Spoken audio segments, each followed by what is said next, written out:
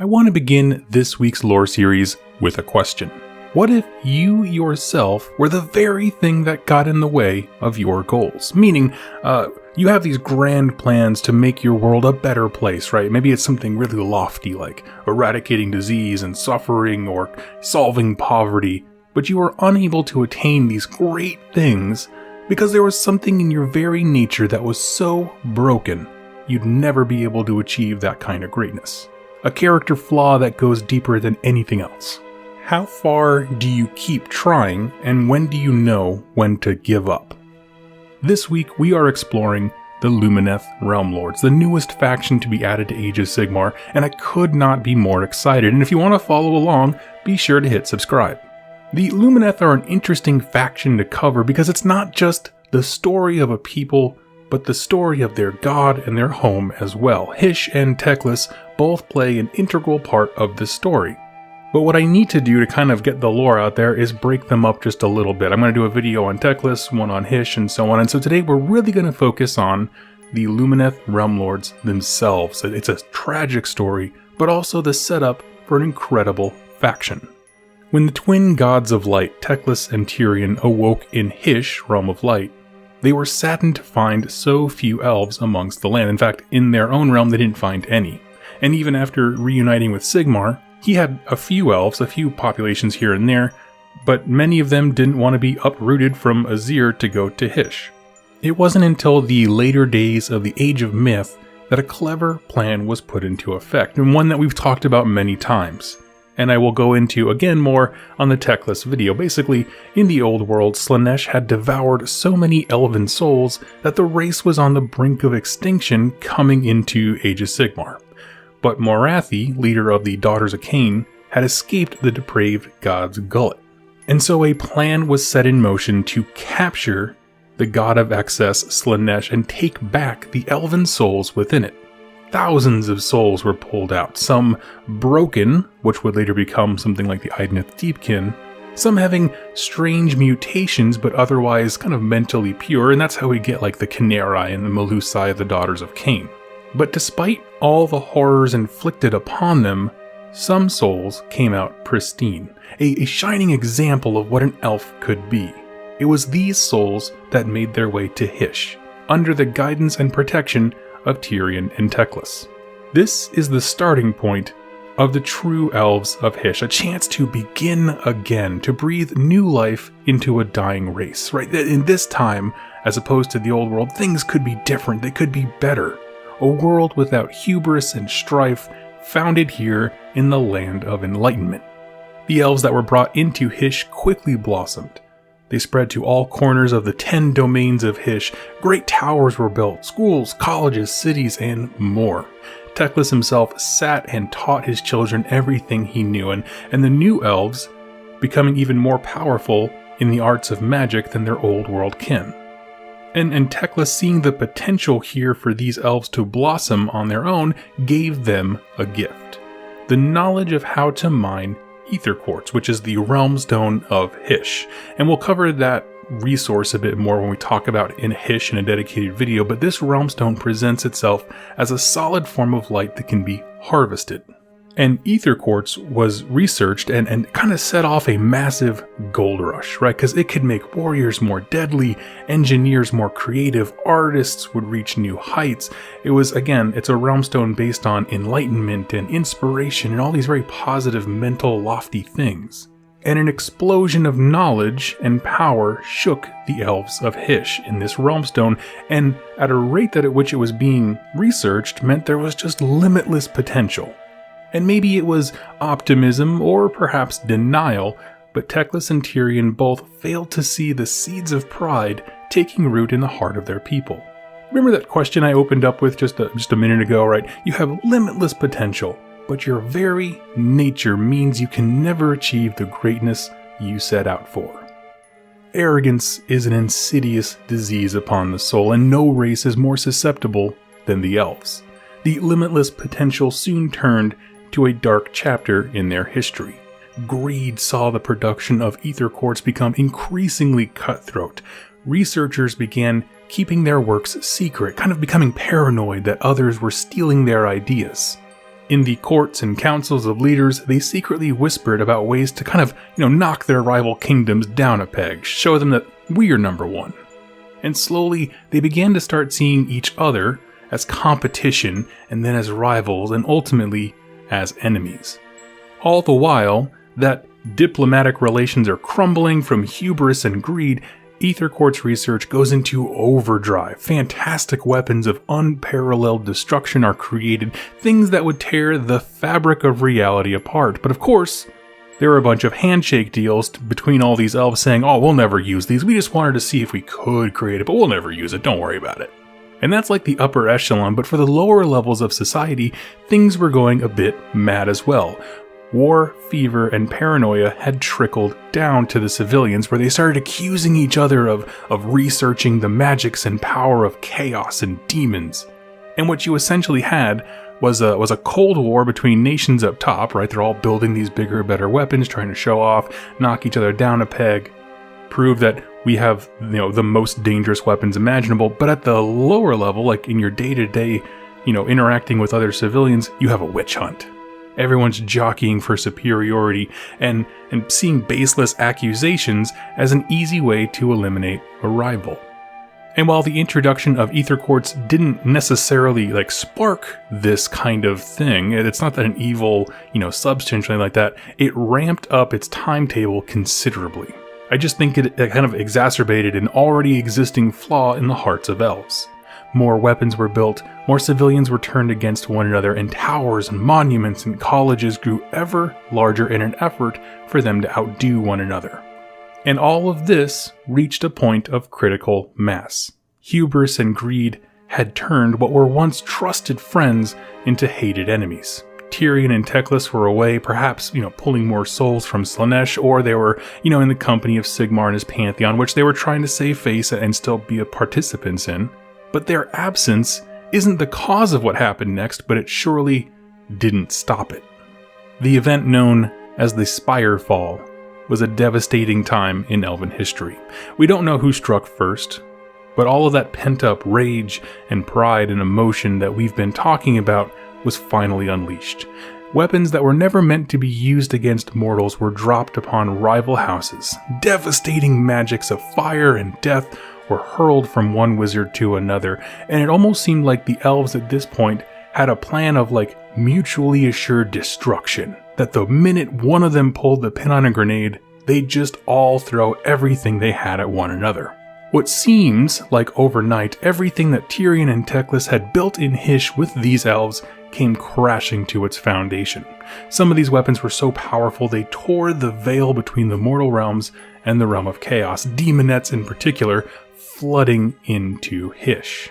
This is their story of the Age of Chaos, and when evil came to their doorstep. Now, there were some far-out places within Hysh that kept a more level head, right? Maybe they just weren't as involved in politics or science, but these far-spread survivors became the last bastion of order amid the teeming swarms of chaos warbands and demons, and of course, there's still elves who are out of their minds trying to nuke each other. And it's at this point in the story that Tyrion reappears. And because he's such a master of war and martial prowess, he's able to kind of take these pockets of resistance across the realm, bring them together, and help them survive their self-imposed destruction. But Teclis, the mage brother, did not return, despite the prayers and cries of his people.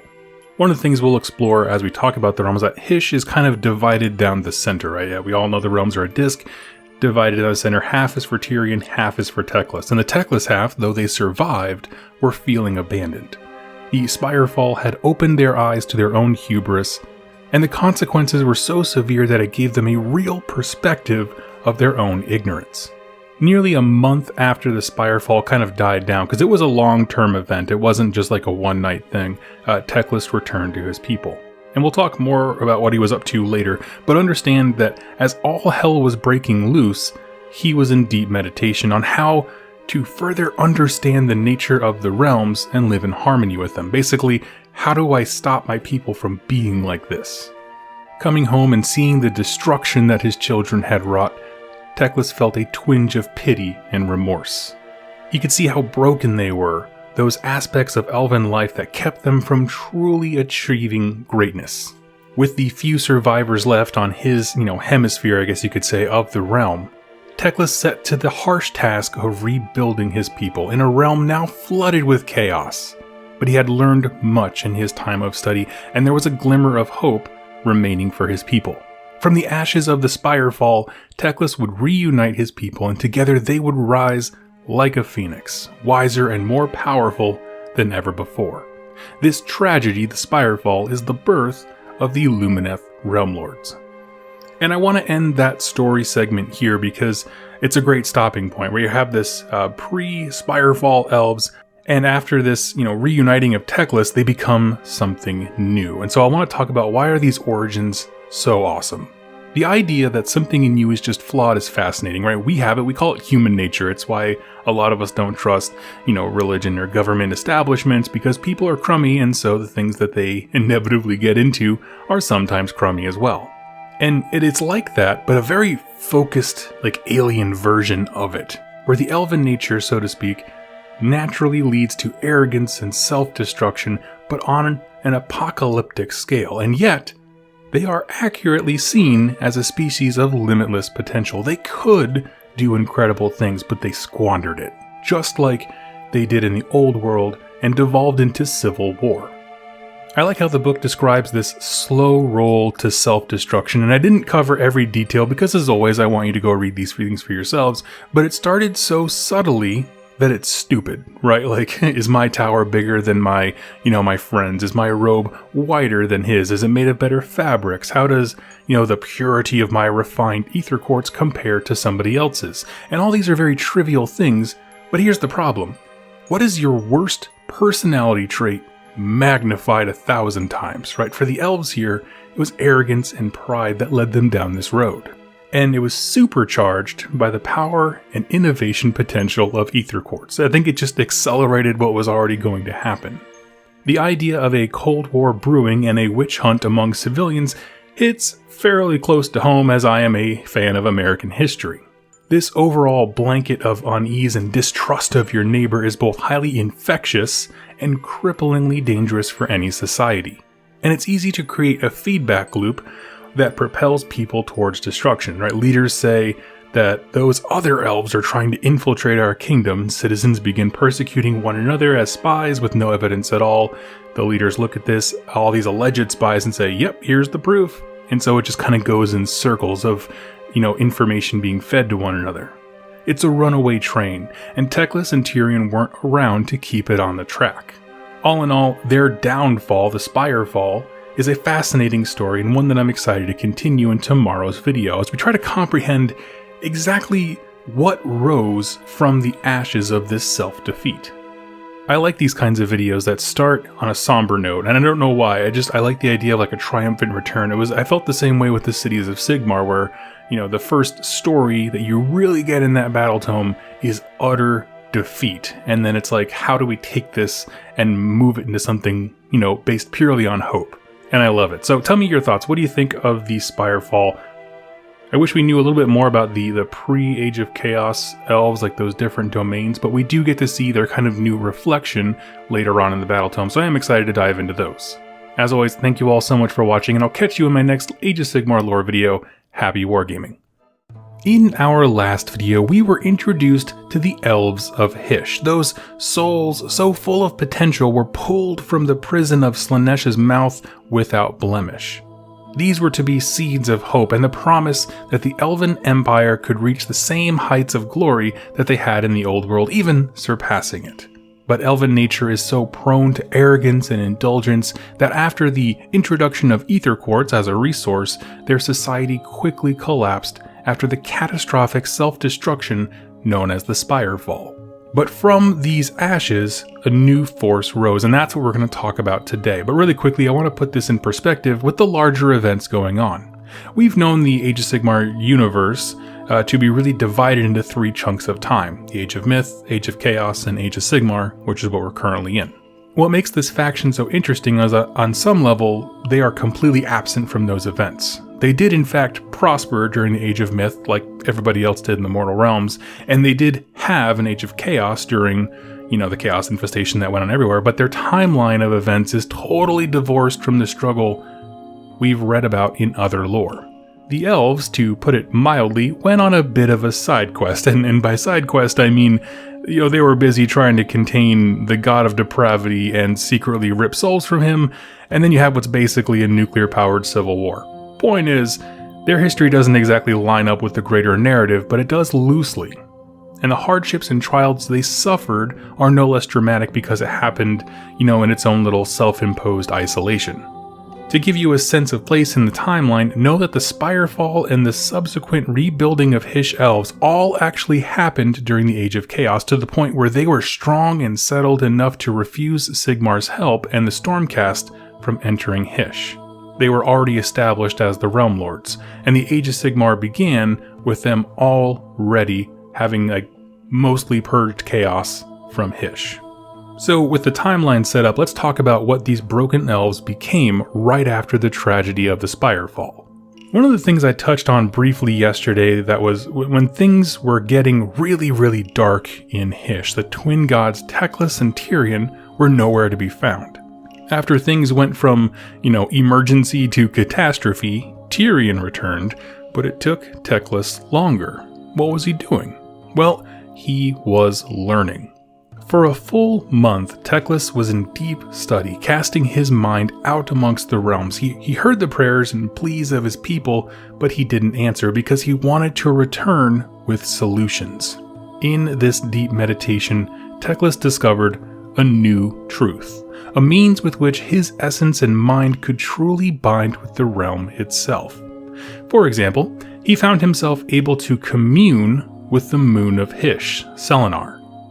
And the elven god found a kindred spirit in it, and it was essentially studying like a duality. How can I be a person, but also be one with the environment, just as Selenar is a moon, but also like a spirit, a presence in the realms? How can my people achieve the stability and peace that comes from the realm itself, a place of virtue and enlightenment?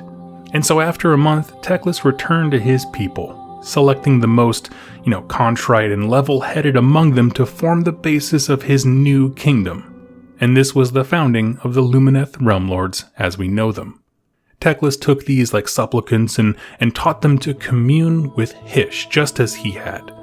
Peace and serenity became a possibility, and for a realm that sat on the brink of destruction just a few short weeks ago, something akin to hope began to blossom.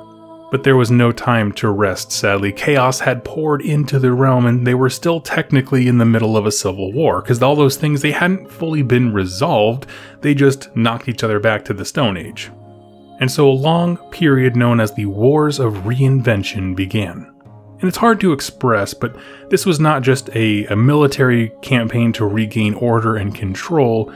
This is the people literally fighting the darkness inside themselves at the same time. They had to change their mind to see that it was greed, hubris, and paranoia that was the real enemy all along. This part of elven nature was just as destructive as any Slaaneshi host they had in their midst. So what is the process like, right? What does it mean to bind with the realm? What separates them from an elf from Daughters of Cain to Phoenix Temple or whatever? Well, it's a very lengthy process of binding to the realms. When an aspirant wants to join the ranks of the Lumineth Realmlords, they start by doing two things. You divest yourself of everything. You kind of go into like a self-imposed humility. You give up all your wealth and assets and tech and claims to fortune and titles. And secondly, you must reach out to what's called an Elementor. Think of these as like elemental spirits of the realm. It could be a mountain range, the skies, the ocean, some natural force to act as kind of like a spiritual load, a focal point for you to cast your mind into, the source that they aim to draw their power and wisdom from. We've seen in other Age of Sigmar things where like, mountain ranges and forests and those kinds of things, they have like a spirit to them. They have their own mind because the realms are a living thing. Only after doing both of these will the real trials begin. You had to endure harsh cycles of nature and become attuned to your Elementor. The book gives a great example of someone trying to bind themselves with the waters of a realm. They may spend a year just listening to the rush of water, trying to discern the natural forces at work, even during a flood or a drought. They may swim up and down the river to meet its edges to know every single corner of it. And these forms of study and meditation can take a lot of different, aspects of the nature into their mind. But they all end up in the same final trial, where you basically have to do a trust exercise with the realm to see if you're judged worthy. So in the swimming example, you strap weights to your feet and you jump in the river. And the living spirit of Hysh, if it deems you worthy, will enable you to breathe underwater. You'll have this innate ability to do it. And if not, you're drowned. Those that survive this endeavor take on a new name, reborn into a new life in symbiosis with the realm. They'll pray at a riverside temple and walk away with some measure of the realm's raw magic within them. It literally supercharges them in a way that keeps them humble and focused. And since this form of teaching and meditation became dominant, peace and order has restored to the elves of the 10 kingdoms. But there's still a metric ton of chaos, but the inner war of the elves was being addressed. The elves in Ulgu, Realm of Shadow, looked up and saw this with disdain. In their mind, the Realm Lords have simply traded one obsession, hubris and self-righteousness, for another, being obsessed about nature and realms and what the environment is made of. And while that's true, it is also by design. Because Teclis now has established his people to be utterly devoted to the act of humility, and a never-ending quest for peace and harmony within the realms. And they've been rebuilding up to their former glory. Hundreds of temples and schools were founded, and anyone who tries to get in the way of this process now has to face the wrath of an elves, but also the realm of Hysh itself. But the core idea here is that things are on the upswing, and continued on that way for some time. They had no interest in helping Sigmar during the Realmgate Wars or points beyond because they had their own story to weave and disciplines to master. Their ability to stay out of the main timeline came to a close with the Necroquake. The ritual of Nagash, Lord of Undeath, saw that death magic rippled across every realm. While the onslaught of undead rose and fell in Hysh without much incident, the event warranted a meeting of the elven gods to discuss the prison of Slaanesh. Marathi was the only one concerned that the prison was in danger, but she managed to put a little kernel of doubt in one of the 4 other gods, and that is Teclis. And while Teclis was sure that the bindings that held Slaanesh were tight, he knew that they could not keep Slaanesh imprisoned forever. In addition, the destabilization of magic saw endless spells run rampant across Hysh, because it's a place where everyone's throwing magic around. It's a bunch of elves who are all wizards, and now they're all trying to eat you. The seeds of doubt about Slaanesh's long-term imprisonment weighed heavily, and after consorting with his trusted advisor, Selenar, the moon spirit, Teclis decided it was time for action. You see, the Lumineth Realmlord had at some point in their study discovered a way to heal the realms, where the pre-Spirefall elves were ruthlessly dedicated to destruction of each other towards the end there. The Realm Lords studied ways to mend the fabrics of reality. Again, they're studying reality, nature, environments, becoming one with its spirit, and so they're learning how to heal it as well as destroy it. And in this way, they were able to stamp out the bulk of the demons in Hysh, and more importantly, seal up a bunch of the rifts in reality where they came from. Teclis saw the best way to ensure that chaos was kept at bay was to basically go out from Hysh, travel the length of all the mortal realms except Azir, and clothe any and all tears in reality that allowed demons to pour in. Basically, fighting the darkness isn't enough, Fighting demons and chaos warriors isn't enough, but that's what Sigmar's been doing. What you need to do is cut it off at the source, Turn the faucet off, as it were. And this is why the Realm Lords have appeared among the realms. It's why we see this army now. They don't like working with others, as noted by their alliance thing, which has Deepkin as their only ally. They have no interest in the wars of Sigmar or things like that. They are about their own plan to fight chaos. Now, we're going to talk a lot more about how the Realm Lords go to war in the next few episodes and how their ranks form these cool, complex sigils. And we'll, of course, talk about the famous mountain cows and how they fit into the army. But for now, I want to talk about why this faction is so cool, because there are some pretty lofty ideas up there about binding to the realms and that kind of stuff that I want to address. The basic idea of what we see with the Lumineth Realmlords is elves, on their own, will self-destruct. They just naturally drift into obsession and arrogance, and the remedy that Teclis came up with is to redirect that natural obsession into something solid and ultimately good, the realm itself, specifically Hysh, a place of unparalleled serenity and peace and understanding and intelligence, enlightenment, all that kind of stuff. These aren't just light elves, as they were kind of described before we knew like the army name and that kind of thing. These are elemental elves. I can't stress that enough, and we'll explore how that looks on the table soon enough. Right now in the book, we only have one of the dedicated elements. We have the mountain guy. That's how we have the mountain cows and the guys with the big bull helmets. But in the future, there is room for adding stuff like a water-themed one or a sky-themed, and so all these little different aspects can be bolted onto the faction. On the whole, I love it. I love the core issue with the people was identified and focused into a good thing, right? You're obsessive, okay, be obsessive about a good thing. And yet, the elves of Ulgu are still 10,000% right when they point out, yeah, but you're still obsessing about something. And I really like that point, and I'm glad the book touched on it. That there was some opposing opinion that was like, yeah, this doesn't make any sense. One of the other things that really stands out to me is the optimism here, right? There's been a few battle tomes where AOS gets a little grim-dark, all the gods seem kind of awful and morally relative, and this is an army that is on the upswing. Meaning they are growing and expanding all the time and trying to address chaos at the root, patching up portals where demons go through. Of course, there's still a bit of irony. The Teclis is an arrogant, kind of a person who doesn't like to work with others. But the truth is, like, as far as army lore goes, these guys are pretty optimistic. And that's a very, I will call it a Teclis move, right? Don't ask for any help. Don't offer any. I'm smart enough to see what is really going on and what needs to be done, and anything else is just in my way.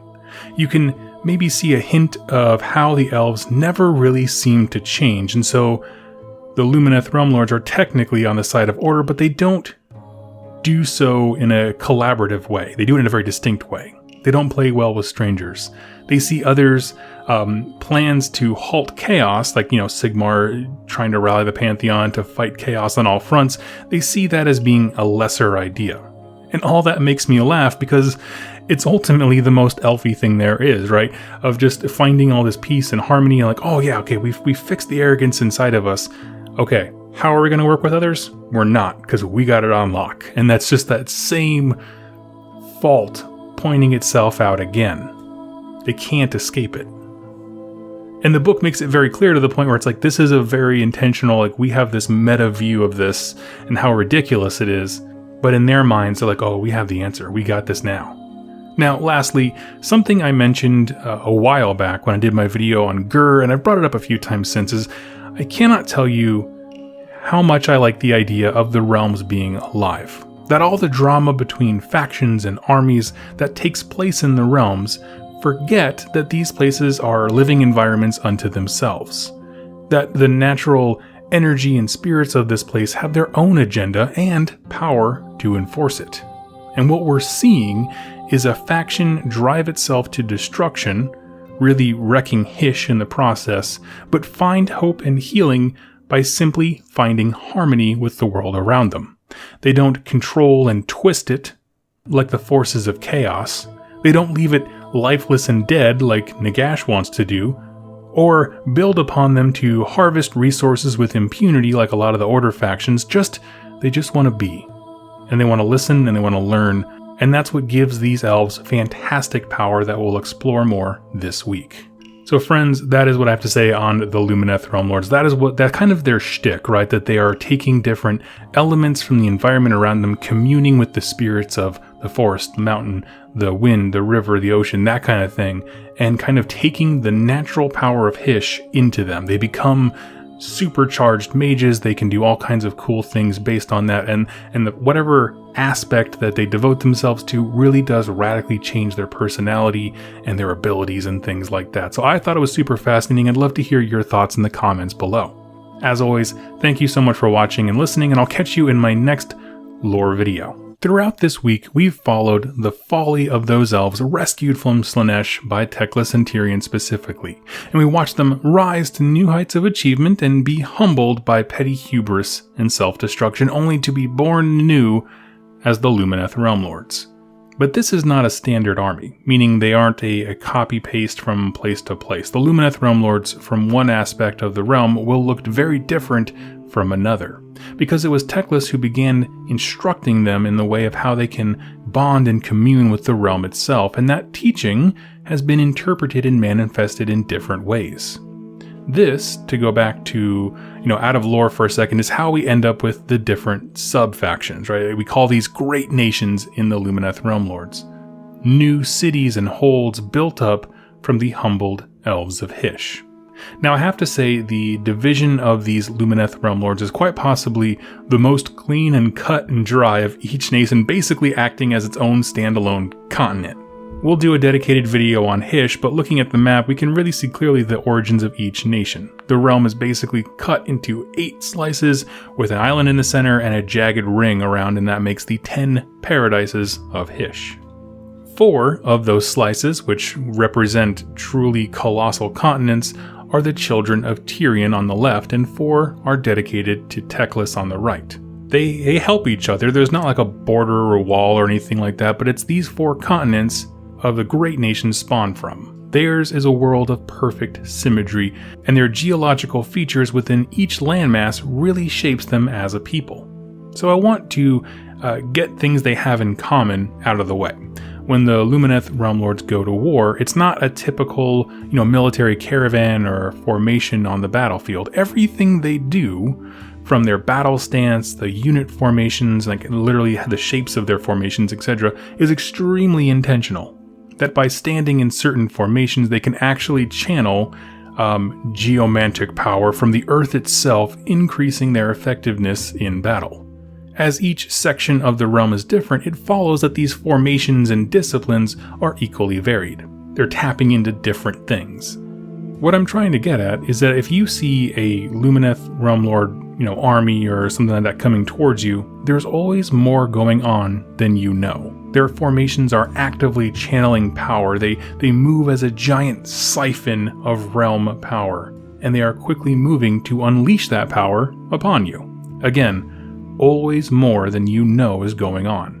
And there's a lot of talk about symbols in this book and how certain warriors or disciplines will bear different runes and symbols of arcane power to strengthen them. But that's a bit hard to articulate in an audio medium, so I encourage you to read that part of the book for yourself. But with that out of the way, let's talk about these great nations of the Lumineth. As we said, they hail from the 4 major continents of the Teclian hemisphere of Hysh, and those are Emetrica, Syar, Iliatha, and Zeatric. And if I totally butchered those names, forgive my Midwest tongue. Now, there's not a ton of lore on each of these individually, but there's plenty to sink our teeth into collectively. And so we're going to kick this off with what I think is probably the most iconic of them all, and that is Emetrica. The continent of Emetrica is dominated by mountains that pierce high into the heavens. When Teclis came to them with the secrets of reinvention, meaning taught them to bond with the realms and that kind of stuff, they were perhaps the first to adopt this and channel it into communion with the mountains around them, forming the first Alarith. Alarith being Lumineth Realmlords that are specifically devoted to studying the mountains, basically. The basic philosophy here is that the higher you climb, literally in a mountain, the easier it is to attain enlightenment. The discipline in climbing, building, and living on a rugged and untamed mountain is the full expression of this place. This nation boasts more Alarith, which I said before is a word denoting that these are Realmlords used the mountains and cliff as their elemental force to bind to than any other nation. And as such, their conduct in peace and war represents this. They are stoic and unshakable, very even-tempered.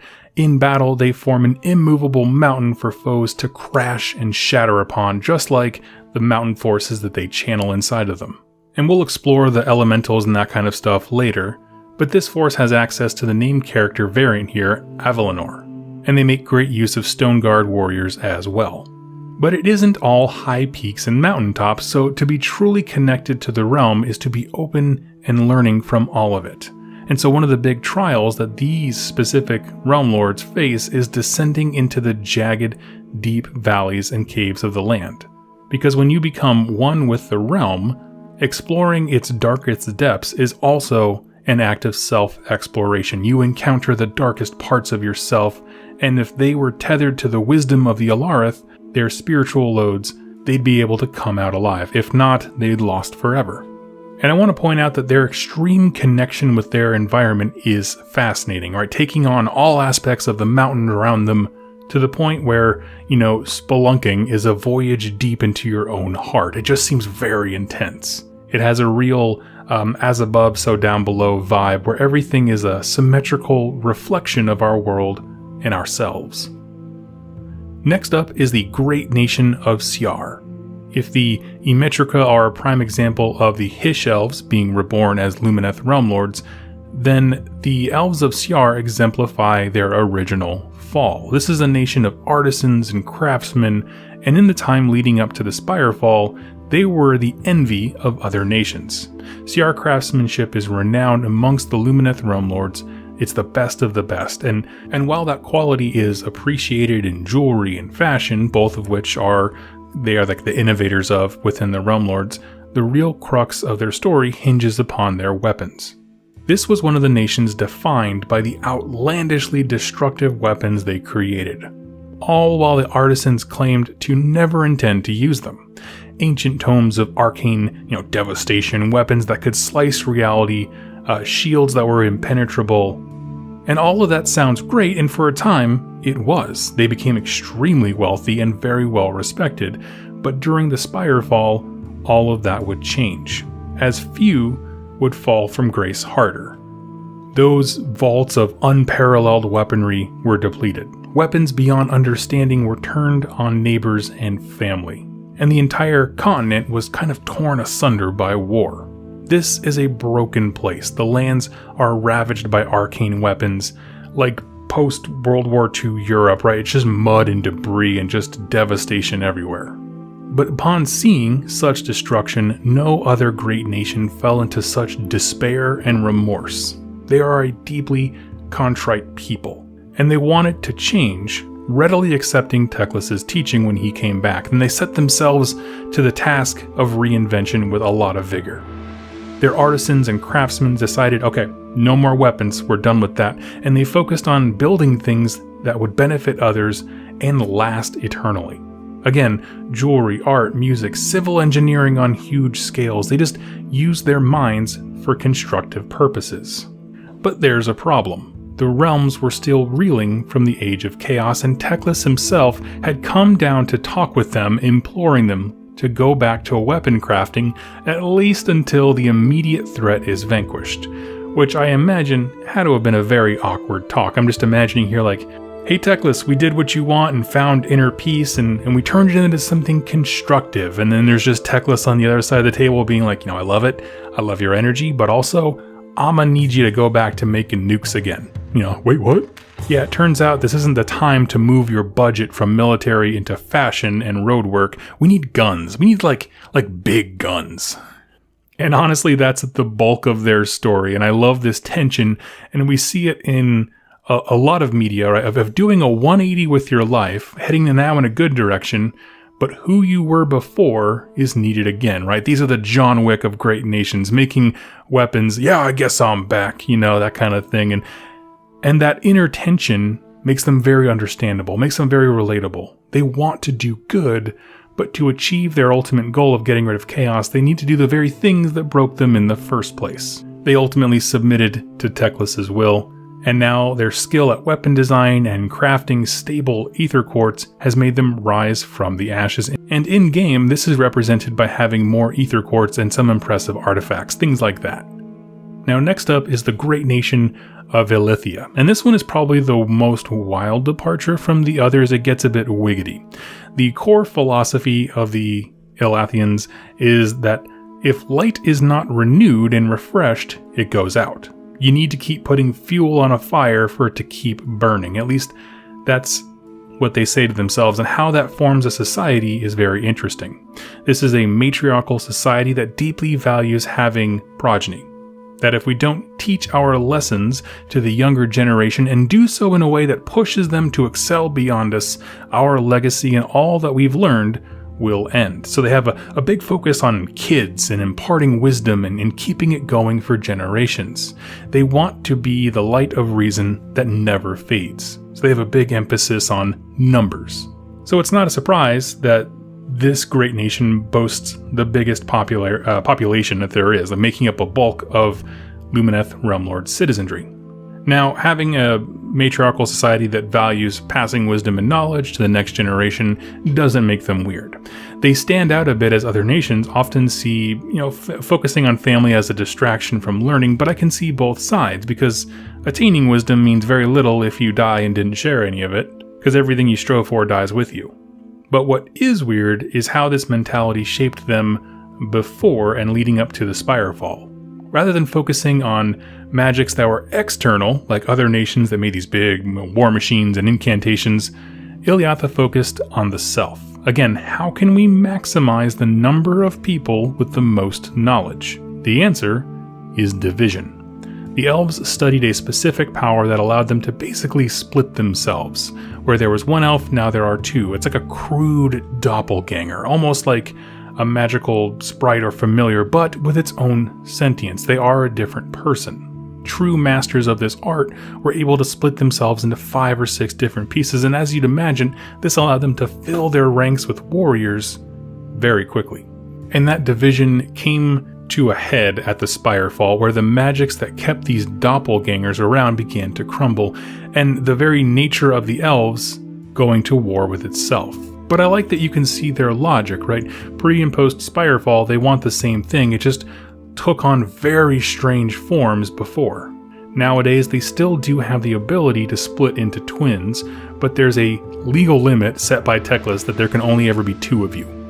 But if 2 of you are both making families and passing knowledge and wisdom, it excels at the stated goal of multiplying elves who possess wisdom, knowledge, and power. Now, I'll admit, we talked about the rules for these guys a little bit on the live stream, and I'm not sold on their ability to split in twain is really captured by the rules, but I like where their minds are at. After all, the thing that's been drilled into our brains since the first Age of Sigmar publication is that there are very, very few elves. They're hard to find for just about everybody. So having a subpopulation of elves that's like, okay guys, we need to propagate our species, otherwise none of this other stuff really matters, is very interesting.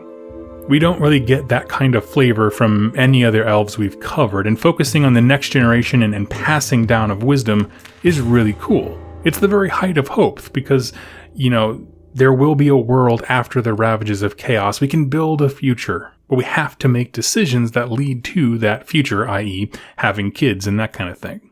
But in this weird magic of splitting yourself, you can see that very noble idea kind of get twisted, because it's sort of like a shortcut to beef up the numbers, and one that degrades the overall complexity and strength of the elven soul. It's like a halfway measure that they paid for dearly. I also like that there's an infantry-focused sub-faction. It's easy to get caught up in the crazy stuff like mountain cows and magic and all kind of thing, but at the end of the day, you need bodies. You need a population. And lastly is the great nation of Zatric. These are the preeminent spellcasters of the Lumineth Realmlords. We said earlier in the Metrica section that they were the first to adopt the teachings of Teclis and bind themselves to the realms around them. But these elves have taken those same teachings and gone a little bit further. They regularly commune with the celestial bodies in the heavens, often calling Selenar personally rather than going through Teclis. To them, it's better to get information from the source instead of some mouthpiece, which irritates the heck out of Teclis, but he hides it well. Only Tyrion knows about this annoyance and it makes him laugh. But really, this is the Realm Lord magic-themed faction. It's said that a 10-year-old elf from Zatric can go toe-to-toe with any member of the Collegiate Arcane. And it's not because they are intrinsically magical, but because, as a society, the hunt for knowledge and wisdom is so deeply ingrained that they're just drawn to it. They will go to great lengths to study the magics of other races. They have, ambassadors going to all the different colleges and meeting with the Sylvaneth and the Daughter of Cain to understand their blood magics. Even the faith-based things of like the Greenskins, right, who do all this crazy stuff in the name of Gorka Morka. And they have all these scholars trying to find wards to contain the Bad Moon, but they can't figure it out.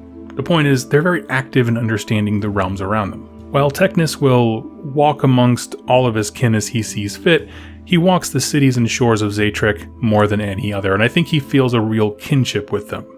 Teclis is the mage god, and these children are passionate about spellcrafting just like he is. There are a few little tidbits on how they favor iconography of the crescent moon, and they try to tap into its power, but realistically they just love magic, pure and simple. And while there may not be as much, lore meat on the bone as it were, I like that there is a magic-focused sub-faction, and I like that it points out one that Teclis likes the most, that he has these favored children almost, or at least followers that are passionate about what he's passionate about. And so, taking a look at these 4 great nations, why are these cool? Well, I like the fact that they all kind of focus on different aspects of elven culture, right? They all walk down this path of destruction, and they've all risen from the ashes in very distinct ways. You have Emetrica, who's the first to adopt peace, tranquility based on their geography with the mountains. You have stuff that's focused on numbers and family with Iliatha. You have ones that are focused on magic and might, and ones that are focused on technology and craftsmanship. And, they're all over the place, and I like how distinct they are, but none of them feel like they just don't belong. They give us some good, flavors for what a Realmlords faction can be like, as well as understanding kind of their relationship to one another, where, now we know that Ciar is like this venerated craftsman culture. People will want things and trade with them, and so you can kind of see how they interact with each other a little bit there. If you need, manpower, you'll go to Iliatha, of course. When it comes to healing and study and research and education, Zatrek is the place to go. And so, again, there's a lot of different aspects that you can look into, but you can understand how they sort of work together.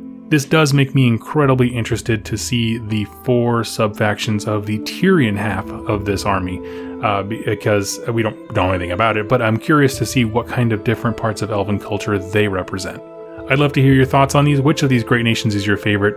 I had the hardest time choosing between Ciar and Zatrek. I love the idea of the Ciar saying, we need to stop making weapons, and then Teclis having to come down and be like, guys, I need you to make some weapons. We need your level of craftsmanship. And that pull of I don't want to do this thing because it led me to destruction, but also how do you say no to Teclis? So it's an interesting thing. I love that situation. I also like just having a bunch of spellcasters that are really good. I like that backstory. So tell me your thoughts in the comments. I'd love to hear them. Thank you so much for watching and listening, and I'll catch you next time in my next Age of Sigmar lore video. Thank you so much. Happy work. This entire week, we've been exploring the origins of the Lumineth Realmlord, their birth and fall and rise to prominence, and in yesterday's video, we explored the 4 great nations and sifted out what makes each of them unique. Well, today we're going to talk about the lore behind the specific units this army can field, because there's a difference between talking about a nation or a people group and talking about its military, right? It's a very subset of those citizens. And there's not many units in this army at all, because the bulk of it is more kind of like a citizen militia than a standing army like the Stormcast Eternals, but we'll talk about most of the units. One thing I'll say up front though is we are going to pass on Teclis in this video. He is a god with his own troubled backstory and complex relationships, so I do think he deserves his own dedicated video, but I promise I won't make you wait long for it. The Alarith, those focused on stone elementals, I'll also put them in their own video, because it takes a bit of time to explain what they're tapping into, but we're going to talk about everything else here, the leaders, ground troops, and more. And we're going to kick things off with a unit that is just as interesting as Teclis in my opinion, and caught the eye of so many, and that is the Light of Eltharion. This is a character that is firmly tied to Warhammer fantasy battles, fan favorites, Eltharion the Grim or the Blind. He was a seriously mighty general in the Old World, and an integral part of the High Elf and Dark Elf Civil War. During the events of the End Times, Eltharion was tasked with halting Archon the Black from resurrecting Nagash, which would have kind of stopped the string of events leading to the end of the world. Ultimately, he met his end at the hand of Archon himself. being blasted away into dust with a huge shot of death magic.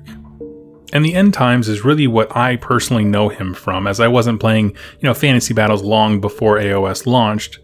I was a bit more focused on Teclis and magic stuff back then. Well, what we learn here is that Arcan and Nagash either didn't or could not take Eltharion's soul for themselves. In fact, it was blown away that it was just shot into pieces. But Teclis thought long and hard about the kinds of leaders his new army needed.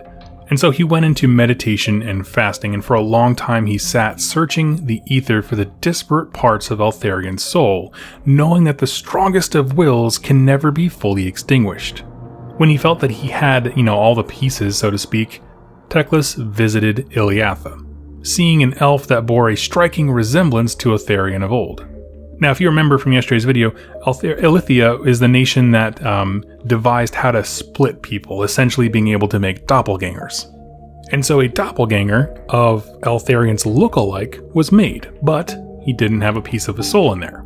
So Teclis crafted this resplendent armor and weaponry from all the memories of his long-forgotten warrior and imbued the mage god's power within them. And when Teclis finally put the recovered soul of Eltharion into its new host, he was devastated to see the body immediately turn to ash.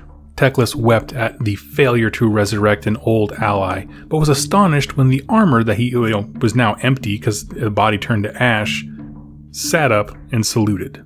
No body in that armor, just brilliant, glowing light exuding from it. Whatever Arcan did to him seems to have permanently scarred the hero's soul, but now he walks among his people again, leading them into battle. Although he has no mouth, the Lumineth hear his commands, and though he has no legs, he never falters or stumbles. And though he has no arms, he wields a pair of deadly artifacts that make him a true threat on the battlefield. Next are the Sinari Cathalars. And I feel like Games Workshop just makes these names to spite me. And this unit is a strange one. One thing we didn't cover too much this week is Ether Quartz, the realm stone of Hysh.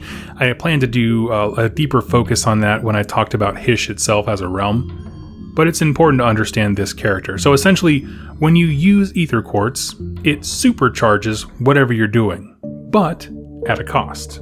The cost is extreme emotion swelling up inside of you, right? It's like getting a supercharge of enlightenment and reason and logic, but then all of a sudden the come down from that is a big void of emotional depth and that kind of stuff, and anguish and all that, just dark feelings. And all of that darkness acted as kind of an accelerant and led to the Spire Fall. And of course, for elves, they are inherently dubious of intense emotion or interactions because those are the kinds of things that feed Slaanesh, their eternal enemy. But at the time, we need this resource to fight effectively, and so the solution is this unit, the Cathars. These mystics are essentially wizards who, instead of being schooled in traditional, fields of magic, have learned to manipulate emotions with the same expertise. As soldiers are using Ether Quartz in battle, the minute the Cathalar senses an emotional disturbance, they can actually pull that darkness from their kin and even toss that negative energy upon the enemy, filling them with intense emotions of fear and desperation and cowardice. So they aren't really like leaders per se, though they can command a lot of solemn respect and they can lead an army out.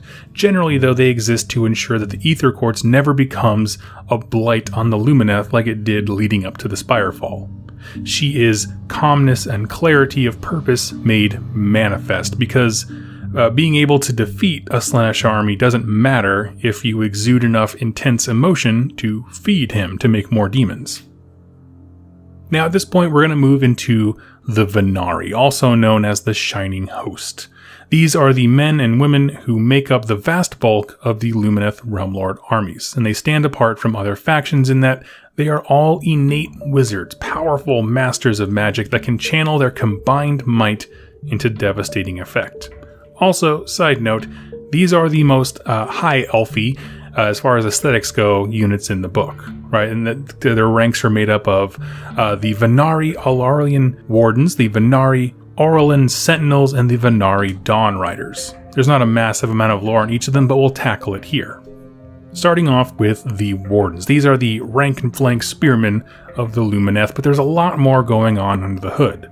Of course, as we mentioned a few times this week, every Lumineth is a wizard in their own right, and these bricks of spearmen can channel their arcane power into their spears, allowing them to carve through the toughest of armor. And let's talk about those spears, because it's about 3 elves long, okay? It's a bad unit of measurement, I'm gonna agree, but it is. They boast incredibly well-crafted weapons that aren't really focused so much on offense as they are kind of more on defense, being a bulwark, a rock that the enemy will break upon. Many have tried to charge a shield wall of wardens and paid for it with their lives. In addition to these empowered spears, a really cool thing happens when they stand in their shield wall formation. They are able to essentially channel shimmering light from their shields, and it has so much intensity that it can blind enemies right as they're making contact, which is of course the best time to blind them, because that's when your shield wall can, jam the spears into their hearts. Where other armies want to use camouflage or illusion to stay safe, these warriors essentially draw the line in the sand and dare the enemy to cross it, blinding you while you do so. Now next up are the Sentinels. These are the archers of the Lumineth Realmlords, and in other factions archers exist but generally act as a support unit. Not so much here. The bow is a fiercely respected weapon of the Lumineth. They've crafted and refined archery to both an art and a science. To strike down threats without endangering yourself or others is the highest goal of the Lumineth. And these warriors are able to rain down arrows upon their enemy with impunity and stand far away from the main battle. By carefully choosing which strings, because if you haven't seen the models, they have 3 strings on their bow, by carefully calibrating which ones to pull back, they can essentially fire as either a longbow, seeing arrows hurl upwards in terrific arcs and striking enemies far away, albeit with less force behind them, or they can fire them as a short bow, pulling all their force into the closer targets, allowing them to tear through armor. One of the other things that's really cool here about the Sentinels is their leader. He has this little bird with him nearly all the time, and he has like a magical connection to this hawk. It allows him to see from the bird's eyes. When you put a second set of eyes into a highly trained archery unit, something really cool happens, because all of a sudden you have the hawk flying over the battlefield, allowing the wardens to see troops that the rest of the archers can't. But by his direction, they can aim up in the sky, loosen their volley, essentially allowing them to shoot without direct sight. And lastly are the Dawn Riders. These are definitely my favorite models from this faction. They're absolutely gorgeous. And I'll have to say, sadly, there's not a lot here in terms of lore. What is thoroughly emphasized, though, is the unique bond between rider and mount. That these elves spend years communing with their horses, becoming increasingly more in sync as time goes on. Just as the Wardens can channel their magic into their weapons, so too can the Dawn Riders. The difference is this is a purely offensive unit, in direct opposition to the defensive uses for Wardens. As such, small groups of Dawn Riders can expend their ether quartz, channel their magic, and smash headlong into unending hordes, and not falter or slow. They are the spears of Teclis himself in battle, and are disciplined and unrelenting as any other Lumineth. Now I want to pause here and talk about why are these units cool. Nearly every unit we've talked about, being a wizard is just awesome. Eltharion, I didn't know much about him. I'm really in it for the model, to be honest with you, but nonetheless, this is the kind of old world callback that I like, right? I mean, I've talked before about old world, characters coming into AOS, and people have very different opinions about them. For me personally, I like when there's kind of a nod, but it's not necessarily the character. This is one where it's oh, I was really interested to learn more about Eltharion this week. There's not a ton of lore there. He doesn't have a massive, omnibus of books centered around him, I don't think, at least that I could find. I did ask a few people who play fantasy battles, specifically high elves, to give me some information, and it was pretty much what I covered. It was just being a general. He had one edition where he was blind, and then they kind of retconned that, and then he did play a part in the End Times as well, which is where I knew him from. But the reason I like this level of callback is I don't feel like I'm missing anything by not having this epic mythos behind them. I can just appreciate him for what he is. I need a hero Teclis remembers this one amazing hero from the old world. We pulled him back. He has a new incarnation. Something didn't quite go right, and here he is. It's just as rewarding for new folks as it is for those who played High Elves back in the day. Now, when it comes to the Cathalar, I'm not a huge fan of the model, and I will say that they didn't delve too much into the emotional anguish aspect that the Lumineth endure. It's cool, I just kind of need a bit more information about it. If there was a Black Library novel, or even a short story to be honest with you, maybe it's in there, and I'd really like to read more about the Cathalars and how they kind of fit into the army, how they are respected as such, what the school of thought and training is to become one. I'd love to know more about them. It's just at this point I don't feel like they really fleshed that out. As for the troops, I love them, straight up. It feels like the most elfy thing ever, right? You choose a discipline, and you study and master it to the extreme. There's no casual archery. You pick up a bow, and you set it down when you're dead, and every moment in between is about perfecting your shot and killing enemies. Every unit has a role, and I, as a player, I really like that. I like when a unit's purpose is crystal clear. Your shield guys, they're going to guard stuff. They're going to stand in the way, and they're going to be a bulwark. Your arrow guys they're kind of more of a support unit, but they do a lot of damage. They can anyway. And then your cavalry are your fists, right? And that's going to smash the enemy really, really hard. I like that each one of them has a very clear stated goal. This is what we do, and we do it to the max. But what are your thoughts? What do you like about these units? Go ahead and tell me in the comments down below. For me personally, my favorite is, as I said before, the Dawn Riders. I do intend to at least get that battalion up and running for my Lumineth army, and I'm very excited to see how it turns out on the battlefield. So let me know down below what's your favorite unit that you're most excited for, and your thoughts on the heroes here in this section. And we'll be covering the Alarith, the rock-themed dudes, in the next episode. Thank you all so much for watching and listening. I look forward to seeing you in my next Age of Sigmar lore video. Happy wargaming. Welcome back, Wargamers. I'm excited for today's topic because when this army was first previewed, the units and ideas we're about to cover really stood out as the dominating, themes aesthetically, as being a wild departure from traditional High Elves. And today we're going to talk about the Alarith, a very specialized niche within the Realmlords. We'll talk about their background, the units here, and explain what the giant mountain cows are and what they want. And I want to close this with just kind of a discussion on my thoughts regarding the bull and mountain aesthetics. It'll be a lot of fun, so let's kick it off. All week we've been exploring the rise of the Lumineth Realmlords from the ashes of the arrogant elven societies that saturated Hysh. And Teclis' solution to this flaw that seems to be in his people was to bind yourself and commune with those elemental spirits of the realm.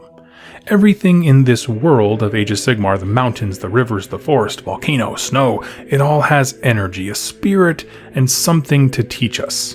It's a way for the elves, who seem to be very prone to obsessive and over-learning and that kind of stuff, to really dive in and attach itself to that natural instinct, to something solid, right? Something that they can spend an eternity learning from without corruption or failure. The realms themselves are the salvation of the elves. And while the book leaves it open for the Lumineth Realmlords to bind with most any natural formation or part of the environment, we get rules specifically for 1. Mountains. The Alarith are the Lumineth Realmlords who have dedicated lifetimes to studying and surviving the vast mountain ranges of Hysh. And there's a lot of room left open for future releases to kind of bolt on units that focus on other elemental aspects of nature for sure. And I'm excited to see them, but I'm glad they started with mountains. Because lore-wise, when Teclis is teaching these people, these lessons, they're in a state of panic, right? Everything has fallen apart. The Spirefall has just gone down. Demons of Slaanesh are pouring in. The Necroquake is not far off. All the civilization they had built was swept away in a short period of time, relatively speaking.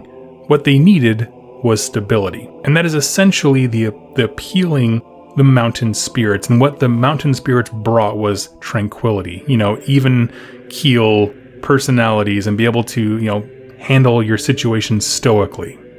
But the journey to communing with the spirits of the mountains was not easy, as we will see as we cover the 2 elven units in this section.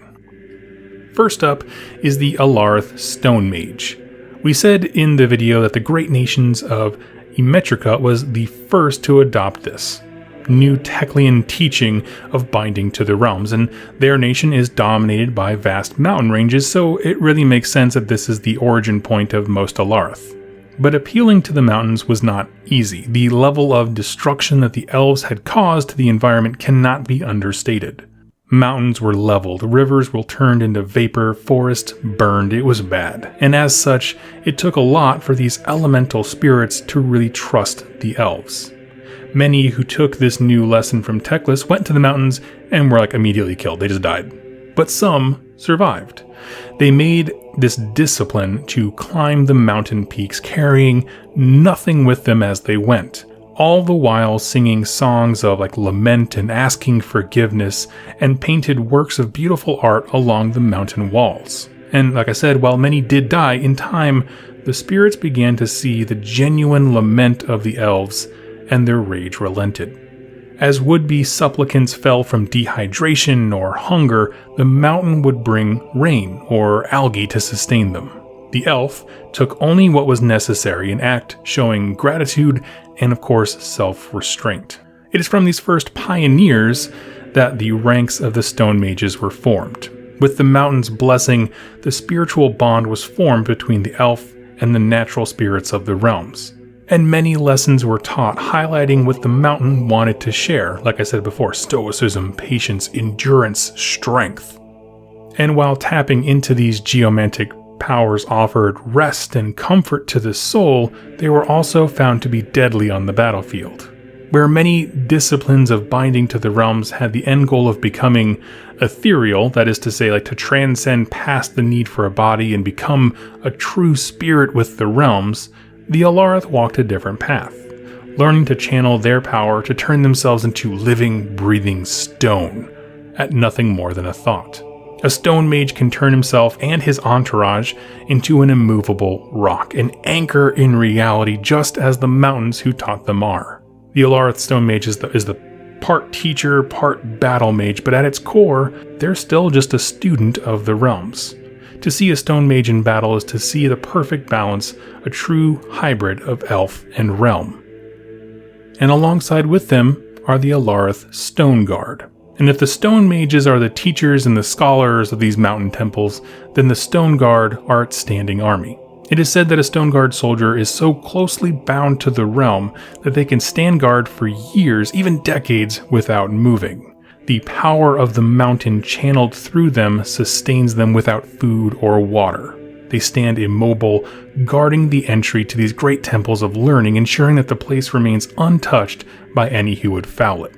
Now, in another video, we went through the example of a Lumineth Realmlord binding to a river. Right? They'd sit and they'd listen to it, they'd swim it from end to end, and the crescendo was basically you drowned yourself, and if the spirit was pleased with your progress, it would save you. With the Alarth, they have a very similar thing, they just do it with mountains instead of rivers. They fast, they study, they climb the highest peaks, enduring terrible storms along the way. At times, they must survive or run alongside avalanches, anything that demonstrates the spirit's fury as well as its peace. The final trial, though, is pretty much the same, being buried alive. And I see this as some type of trust exercise. Just like drowning in the river, was it saying, I've learned all I can and I trust you without question. Do you, spirit of the mountain, trust me? A rock slide descends and covers up the warrior. The point is not to fight your way out and conquer the earth. That path leads to death. Instead, the realm spirit wants you to relax and meditate and trust that it'll provide all that you need. And for successful students, it does. Water trickles between the rocks for you to drink, food finds its way in as well, and after a full week of this act of submission, they may arise as Alarth, warriors who carry with them the power of the realms as channeled through the stern and immovable mountains. In battle, they can take the mountain stance, turning them into a small band of warriors, into an unshakable bulwark against chaos. They wield the hammer, which is a weapon symbolic of both construction and building and also war, but also carries with it the idea of weight and heaviness, and it can be used to devastating effects upon their enemies. Another style is to reflect the rich veins of ore and minerals within the mountain itself, as if they are bringing some hidden inner rage from the mountains outward. These stone guard will bear diamond cord pick hammers, able to pierce deeply into enemy armor. And so now, we're going to move into a set of units that really captured my interest when they were revealed, and that is, of course, the big mountain cow statue construct things. Just what the heck are they? Well, simply put, when the Lumineth Realmlords reach out to the spirits of the realm and they commune with them, these spirits are called elementari, an elemental force or spirit of the realm. And the bulk of their relationship is the elves going to these very elaborate temples to learn from and study this bond between them. But sometimes, every once in a while, instead of going to the mountain comes to you. When that need arises, when the actions of chaos or the ignorance of mortals threatens to harm the fabric of the realms, an elementari can be beseeched for aid. The process of drawing a spirit of nature into a tangible, vessel is no easy feat. First, students must request, ask, and beg for aid from the spirit, sometimes taking weeks to fully articulate what they need and kind of a good argument for why you should come. As to why a particular threat cannot be allowed to stand, right? Mountains are known for their stoic and even-tempered nature and are not quick or decisive to make decisions. But after the spirit agrees, there's much more to be done, because he needs a body. And so construction of a massive body is undertaken, and it's not so much cut from stone like a statue is kind of chiseled together, but it's shaped and molded by the stone mages into a perfect form. It's like they can commune with the rock itself to reshape it instead of just cutting it. The rock it's made out of is rich in realmstone and a mountain range sculpted upon its back. And that's just not for decoration. It's actually a mini ecosystem, a microcosm of life, like a bonsai garden with a full range of life forms to make a balanced ecosystem. And this is carefully tended to by Alarith elves. Next, a huge hammer is made for the spirit of the realms to wield, and a mask through which he will see. Now, there was a lot of curiosity surrounding the bovine or bull aesthetic, as they've never traditionally been associated with elves in the past. Well, here is where it comes from. In the mountains of Hysh, there exists a creature known as the Emetrican Longhorn, a species of bull said to be immortal that lives in total harmony with the mountains around it. And as all these Alarith elves were studying and learning from the spirits, again, they're walking in these mountains regularly, long time, they felt a kinship with these creatures, seeking to attain the same kind of oneness and peace with nature, with these elemental powers of the mountains as these Longhorns had. And that's where we get the bull aesthetic that we see here, and on the Alarith elves. They saw an animal that was the pinnacle in their mind of connection to the element that they're focusing on and ran with it. And so I imagine if they ever came out with a new wave of units that focused on water, we would have, fishy aesthetics in those troops. But regardless, the body is built, and finally, the spirit of the mountains leaves the rocky peaks and enters its new form. And this whole process feels really worth it when this titan walks across the battlefield, crushing its foes, batting aside creatures as large as a maw crusher with its hammer. And there's one more unit here, and it's the named character of the Spirit of the Mountain, and that is, his name is Avelinor, the Stoneheart King. That's kind of a mouthful here. There's not a ton of info, but he is very rich in mystery. He hails from Emetrica specifically. He is the spirit of one of the oldest Great Nation mountain peaks. Near the time of the birth of the Lumineth Realmlords, Avelinor appeared. But what is strange is that no elf made this body for him. It's as if the mountain spirit itself saw a need that he could fill, and through some natural formation created his own vessel. The operating theory that we're going with here is that Selenar, the moon spirit, and friend of Teclis, that's kind of the sphinx-looking thing with him, spoke to the spirit of the mountain, Avelinor, and convinced him to take physical form. And honestly, that's all we know about him. And I just can't imagine, seeing this hulking, angry statue walking up to you and being like, well, I didn't make him. did you guys make him? And like the elves who are with you are like, no, I didn't make him, bro. What's up? And so just visible confusion intensifies as this guy just walks up to you. Now, why is this cool? As I said before, I'm going to talk about why these units are cool and then kind of tack on a little discussion about my thoughts on the bull aesthetic and that kind of thing. I want to start by talking about the idea of binding with the elements, specifically, because that's kind of what this whole thing represents. This is one depiction of them actually binding with the spirit of a thing in the realm. I love it. Full stop. If you watched my videos on Gur, you know that I have wanted an arc where the realms fight back, and this is a version of that.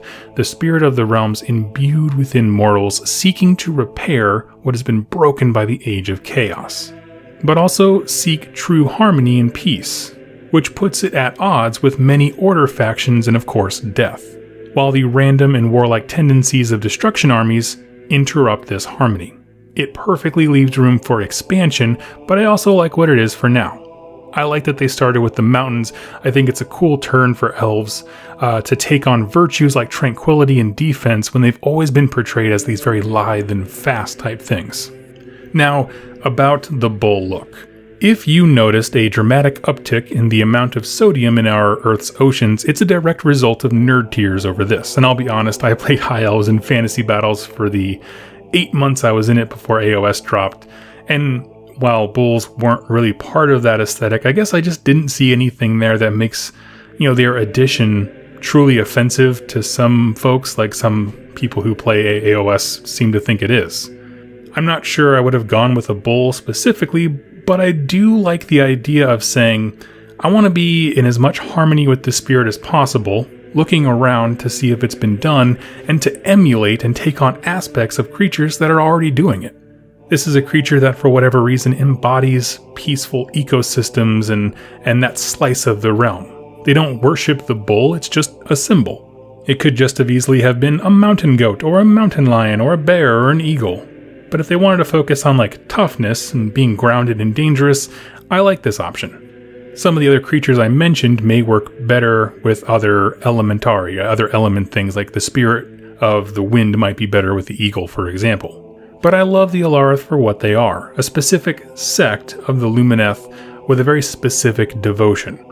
And they based a culture and warrior lifestyle off of the spirit they channel. But with equal measure, I like the core of the army we covered yesterday, the more traditional high elf looking things that haven't really chosen a specific elemental to focus on yet, or at least have not done so to the point of adopting their power in war.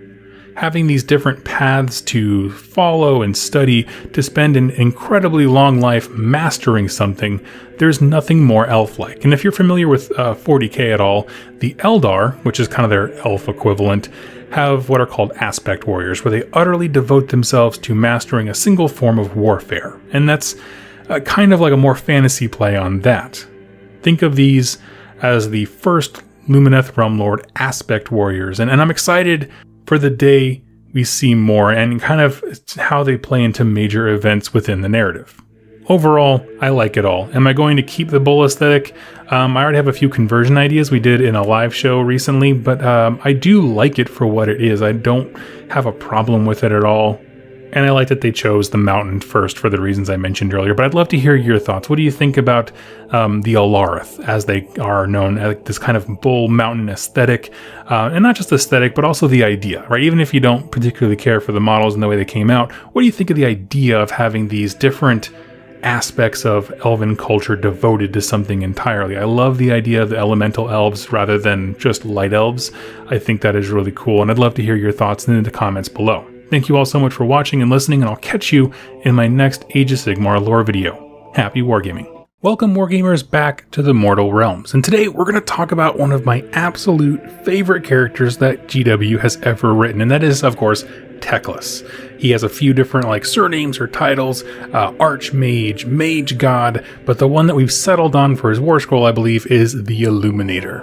He is one of the twin gods of Hysh, along with his brother, Tyrion. These two are characters that span all the way back to the old world and even, kind of ancient times in that setting. They're extremely old, because in old world, elves could live for an extremely long period of time naturally.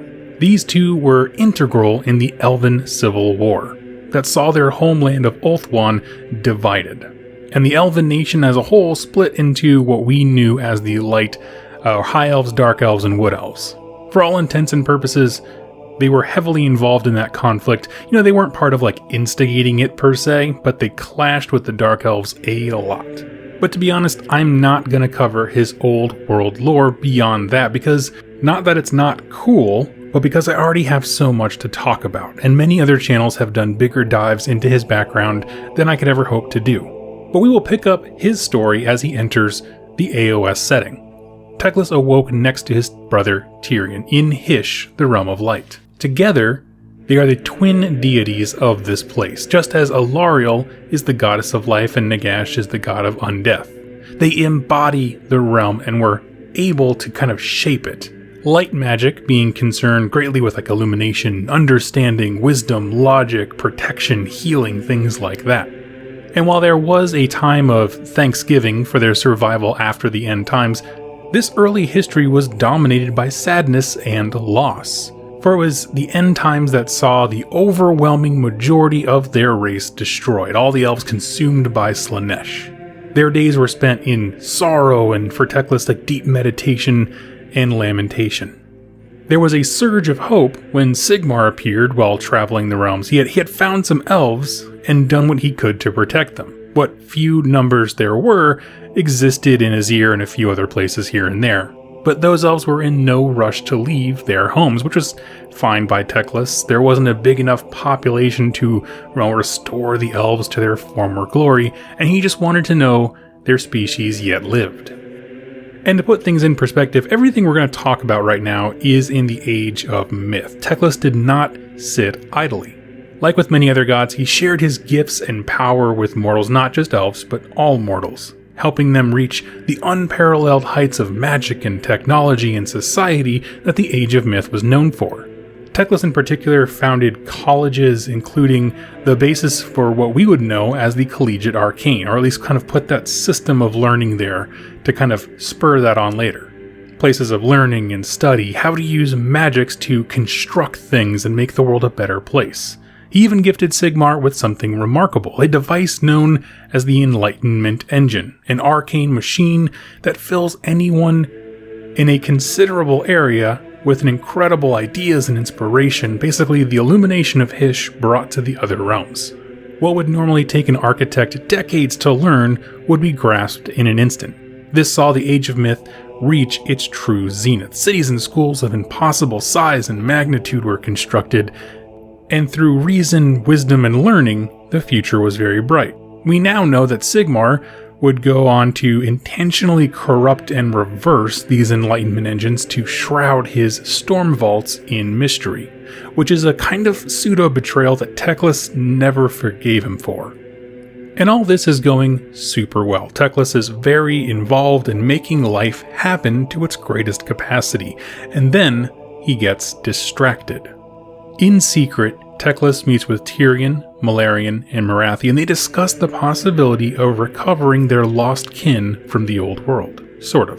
Teclis is instrumental in creating the prison that will house Slaanesh. And if you want to know more about this prison, be sure to check out my lore videos regarding Slaanesh. I go into a lot of detail about how specifically they chained him up. But we've covered it quite a bit between, Daughters of Cain, Slaanesh, even the Deepkin a bit. I don't want to go into it too much, but basically they capture Slaanesh and bind him. This prison is a combination of light and shadow magic. Marathi is used as bait, and Slaanesh soon becomes imprisoned for centuries.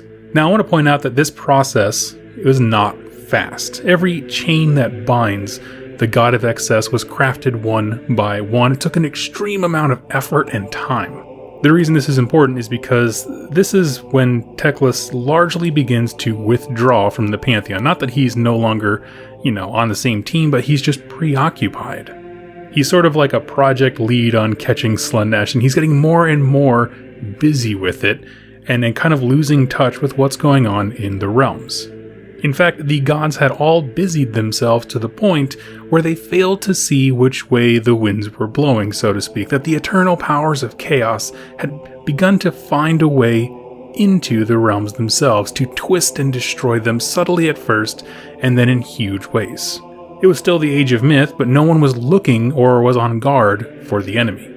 During this time, the first souls to be pulled from the mouth of Slaanesh were divided amongst the elven gods, along with Morathi. The first portion that Teclis received filled him with this unparalleled hope and excitement. This would be a chance to restore the glory of a lost age, to walk among his people again. The souls were carefully formed and looked after, vessels created to house them, and they were taught all manner of high elf culture, right? Music, art, magic. But there was something wrong with Teclis' new children. There was this darkness inside of them that even the light of the big illuminator could not pierce through. In a word, trauma. These were the first souls taken out of Slaanesh, and they were ultimately damaged. They despised Teclis' teaching. They struggled to remain civil. Whatever happened to them in Slaanesh had put like a permanent blight on them, and soon another flaw began to appear. Their spirits faded over time as if there was a hole in them and they were just kind of pouring out. Looking at his creation, Teclis was filled with grief and disgust in equal measure. These elves, these Idoneth Deepkin, as they'd later be known, saw what was happening and decided to run in fear of their creator. They dashed out to the deepest parts of the ocean to hide and eventually form great kingdoms. It was only Tyrion who was able to convince Teclis, don't go hunt and exterminate them, let them live or die on their own. Which, on one hand, sounds nice because it sounds like mercy, but on the other hand, it's equally a jerk move. Because what he's really saying is, let the realms and other mortals deal with it. And I like to think this whole thing was very hard on Teclis emotionally, right? Yeah, it's never expressly said so, but the lore in the Lumineth Realmlords does have him crying over the loss of his people, and so there is some emotional element to this. But whatever heartache there may have been did not dissuade him from trying again. He was determined the elves would live again as they once had. His next attempt was far more successful. True elves, healthy and whole, were born again, and using the same technology and teaching that saw great cities of Man and Duarden cover the lands of the realms. Teclis and Tyrion worked hard to bring their new children a great life. Soon their culture, power, and arcane might well surpassed what was achieved in the old world. And this is really the peak. Okay, we're still in the Age of Myth.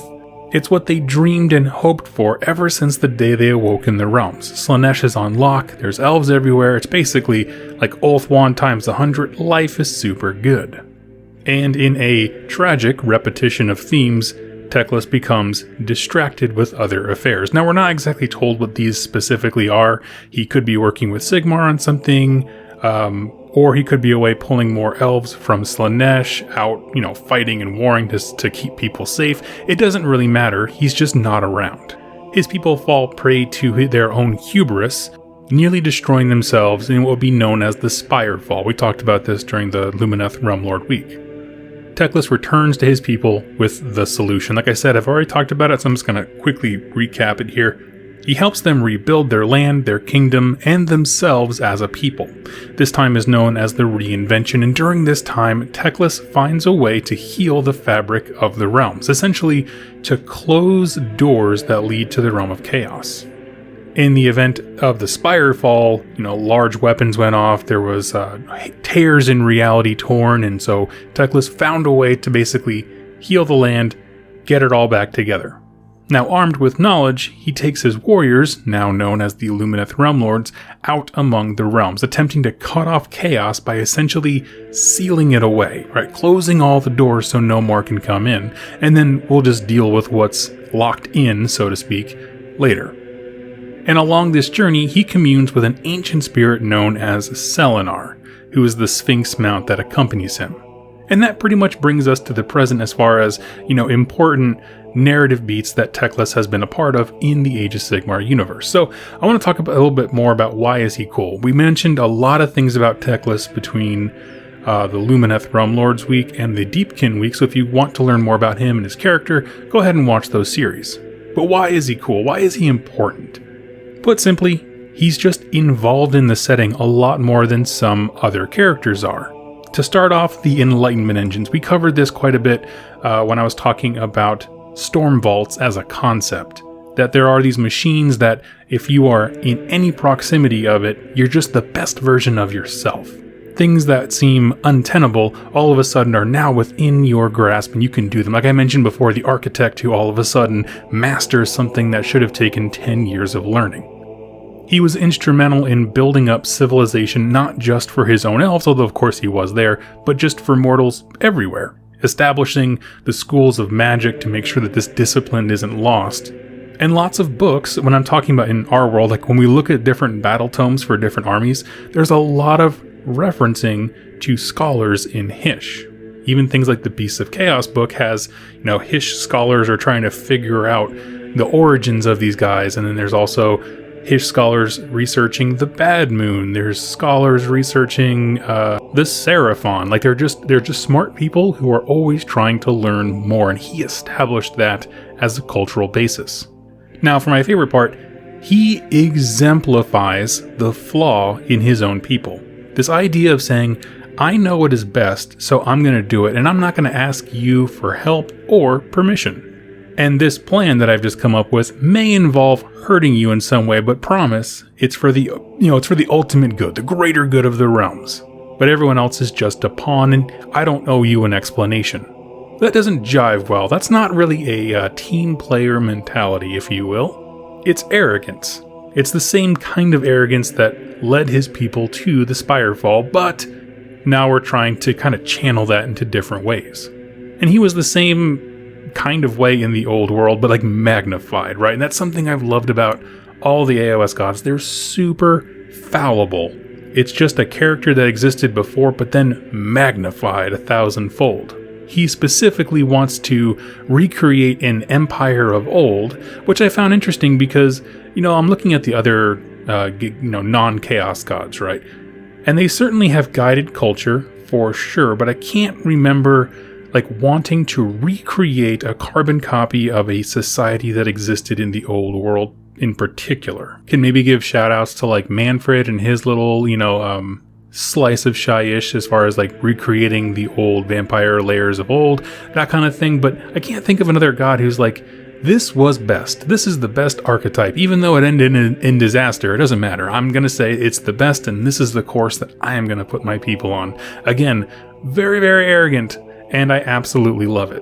It's bad logic, but when you, have deity level powers to make it happen, I don't know, I guess it just seems like a good idea. If you haven't picked up on it, he's all about magic. He's all about arcane weaponry, about defense, offense when it comes to magic, anything like that. He is the ultimate book nerd of the mortal realms, and I absolutely love him.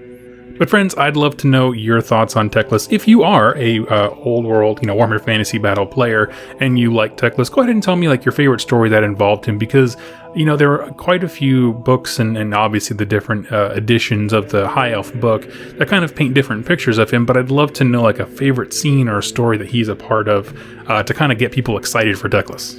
Anyway, thank you all so much for watching and listening. I look forward to seeing you in my next Age of Sigmar lore video. Happy wargaming. Welcome back, wargamers, to our exploration of the mortal realms. And today, we're covering one that I've waited quite a while to do, and that is, of course, Hysh, Realm of Light. And I wanted to wait until the Lumineth Realmlords book came out because I had a hunch there's going to be more info about the realm, and there certainly was. So kind of combining that knowledge with the soulbound role-playing game that's set in the Age of Sigmar, we have a lot more information, actually more than we ever had before, about the Realm of Light, which is amazing because for the last 3 years of the game, we knew nothing. So as we get to understand the Realm of Light, we need to understand its magic. Or as I say in all these videos, each realm is essentially a disk of pure, solidified magic. In the dead center, things are incredibly tame. They're likely little to no difference from the old world setting, that traditional fantasy. It's just very stable environments. However, as you go towards the edges of this disk, the magic of that realm that's based upon begins to kind of warp and tint reality. To understand the vast majority of the realm, we need to understand the magical discipline of light as well. Hysh, the lore of light, also known as the white wind of magic, is a force of purity and radiance, often manifesting itself in such concepts as illumination, of course literal light, but also intellectualism, creativity, and inspiration. It's also the polar opposite of dark magics like shadow, for example. It's used to drive out the darkness and bring healing and protection in. And we're going to see a lot of concepts that are very intellectual in nature. Okay, and by intellectual I mean they're kind of hard to express physically, and that's stuff like symmetry, complex patterns, literal illumination, logic, learning, scholarship. And so the question becomes, what does a landscape, a world based on these things look like? Of course, every realm has every biome, volcanoes, tundras, forests, fields, but what do these things look like with, Hysh-tinted lenses, if you will? The best way to start is to look at the realm from the sky, if you will. It's important to note that Hysh acts as the sun for the rest of the realms. The intense magics emanating from its sides and its base from the bottom produce pure, radiant light that shines on the other realms. The only time it's ever darkened is when its twin, Olgu, gets in front of it. And these two planets, Hysh and Olgu, I don't know why I just called them planets, but these realms, act as the day and night cycle for every other realm. And while we're looking at it from the sky, so many of the concepts we mentioned here are present. Perfect symmetry. The realm is made of 10 landmasses called paradises. There's Ciar, Iliatha, Emetrica, Zatric, Alumni, Helen, Orithrai, Ultrai. Zintiel is in the center, and Haxia is a ring around the edge. This combination of continents is split in two. While every citizen will recognize and honor both Tyrian and Teclis, they've each taken a more direct leadership role in a full half of the realm, right? You have the Teclian hemisphere and the Tyrian-based hemisphere. We know the children of the Teclian side now as the Lumineth Realmlords. And if you want to learn more about them, I just finished a whole week talking about them.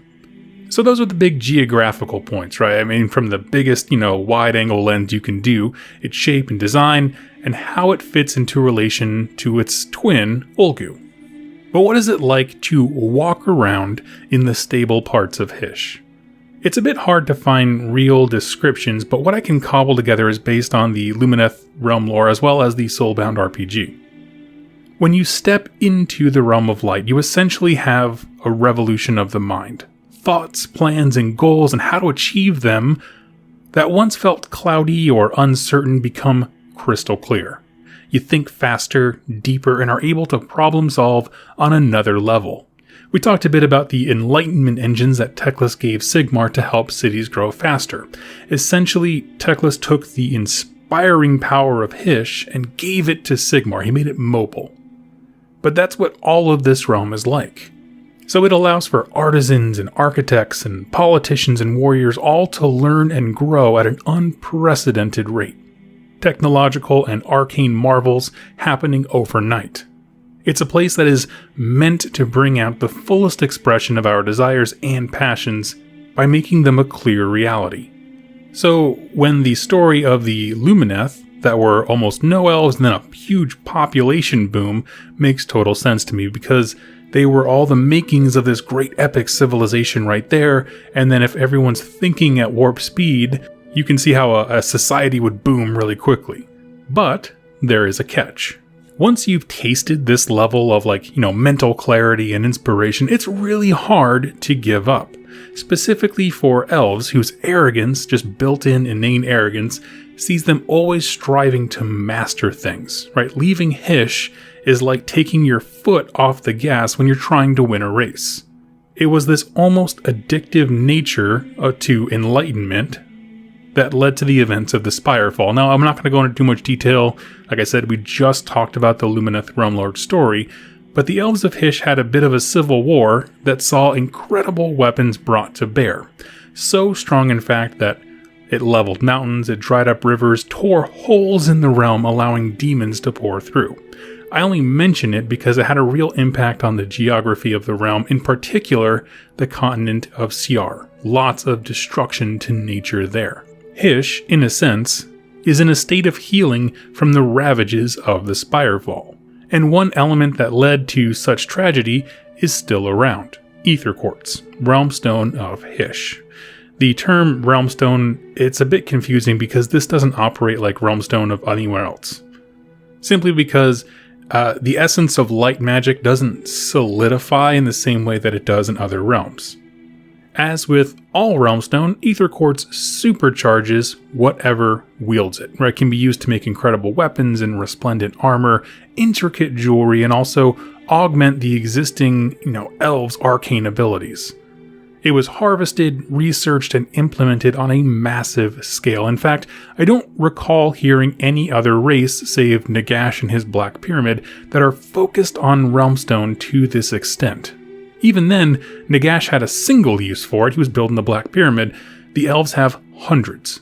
Whoever was near it would become empowered in mind and body and spirit with all the illumination and inspiration and purity of Hysh. But there's one interesting note here about the Realmstone here. It acts very, very differently from others, not just in the way it manifests. Over time, the illumination of the Realmstone would dim, and the power of Hysh would slowly be replaced by the emotions of its wielder. This is a thing that's kind of glossed over a bit in the Realmlords book. I kind of want more details on it, but that's what it says. It replaced the emotions with its bearer. And it's an interesting thing and really shapes the army that is the Lumineth Realmlords, because no other Realmstone that I know of takes something from its wielder. But, as was stressed, this realm's all about symmetry as well. Nothing is gained without something being lost. You take the good, it takes the bad. A natural and constant, yin and yang that keeps all things in balance. Now, the last bit I want to cover here are a few ideas on ways that you can model things to be from Hysh. And to be honest, we aren't given a lot of good, pics or artwork as to the topography of the realm, but of course we know it has every biome. But there are a few things that, and kind of bits and odds and ends that I would really stress to put on some models to make them kind of feel like they're from here. A big one is books. Journals. This is a place of ideas and enlightenment, so naturally, your hero or something would want something to write down those grand thoughts, especially if they intend to leave the realm. They don't want to lose track of where their mind was before they left. For basing, things like rubble and ruin, because this place was absolutely annihilated by the Spirefall. So building your army from the ashes of these great civilizations, right? The ashes of the elven hubris that defined this place and its history is a really cool idea. Next, I'd say geometric shapes, and this one's probably a little bit harder to kind of come up with, imaginary things for, but imagine using your basing material to make any pattern, right? You could just have your little grass tufts and have them go in a symmetrical pattern around the people standing on them. Could be rocks, grass, grooves in the texture paint. Just kind of integrating patterns into your basing and that kind of thing can really go a long way. And lastly, I'd say bright colors. It doesn't have to be pastel or anything like that, but heavier on the highlights would probably reflect the fact that you're essentially standing on the sun. Now I want to close by talking about why do I think Hysh is a really cool place. A realm based on protection and learning and enlightenment and inspiration could be the perfect paradise. It maximizes the best part of us. But, as we saw with the Lumineth Realmlords, it also blows up our faults, right? Competition and hubris can run rampant. It's a place that doesn't so much change its inhabitants as it exposes them by inflating all of the best and worst parts of you. You'll never get a clear reflection of who you are. And we saw this with the elves, right? So much potential and power and hope, but it was their own nature, the greed and the arrogance and the status, that when you magnify that, there was an inevitable downfall. And I like this. It's a weird realm because a lot of its themes are very intangible, right? How do you make a mountain that reflects enlightenment? It's a kind of a strange thing. But I like this setting because it creates a lot of the internal drama that drives some of the elven factions. And the way that it was used to kind of bolster the other realms, right? The enlightenment engines going everywhere, bringing this power of Hysh to other places. You can see what mortal life is like when it's in Hysh just by the fact of the heights that we were able to achieve during the Age of Myth. Anyway, those are my thoughts. If you have more ideas on how to model something from Hysh specifically, go ahead and leave in the comments down below. I'd love to read it. Thank you all so much for watching and listening, and I'll catch you next time. Happy Wargaming. Welcome, Wargamers, to another epic moment in Mortal Realms history, and today we're going to be taking a tale right from the pages of the Lumineth Realmlords book. And so, in full disclosure, I picked this story 100% because this last week and this last weekend, the units that were involved or revealed. Not all of them, but a good majority of them, and I could not be more excited. So, without further ado, let's jump into today's tale, An Arrow in a Gale. When the Blue Scribes lead a teeming shoal of screamers into the skies of Zertrek, the Elementari of the Slicing Gale hear their patron Wind Spirit howling in protest. The Temple Warriors race across the Zomostrarian desert after the invading Sky Shoal, their long-limbed riding beasts bearing them into battle at a breakneck pace so they can launch killing shafts into the swirling Sky Ray formations. The Blue Scribes themselves duel with the cloud-riding mages of the temples in scintillating explosions of magic that fill the skies. For a day and a night, demonic ectoplasm and the magical fire drizzle from the skies, yet still the Blue Scribes ride unharmed. Their arcane wards are proof against any arrow save one. The Slicing Gale itself takes form just as the Tzeentchian demons fly towards the Well of Epiphanies. Though the fox-faced spirit has borne the direst agony, it will not allow that sight to be profaned. On a spiraling weave of ribbons, the spirit rises, drawing back its bowstring and loosing a single deadly shaft that darts this way and that. Borne by living winds to circumvent every arcane ward as a snake would slip through the tangled roots of a tree, the arrow strikes Zirapa in the chest. Pterax is forced to screech an emergency incantation of stasis to prevent his brother from bursting into two brimstone horrors and igniting the piles of parchment gathered around them on their speeding disc. Opening a portal with a mystical gesture, the scribes flee back to the crystal labyrinth, their sky sharks alongside them. The Slicing Gale gives a cry of laughter before dissipating on the wind.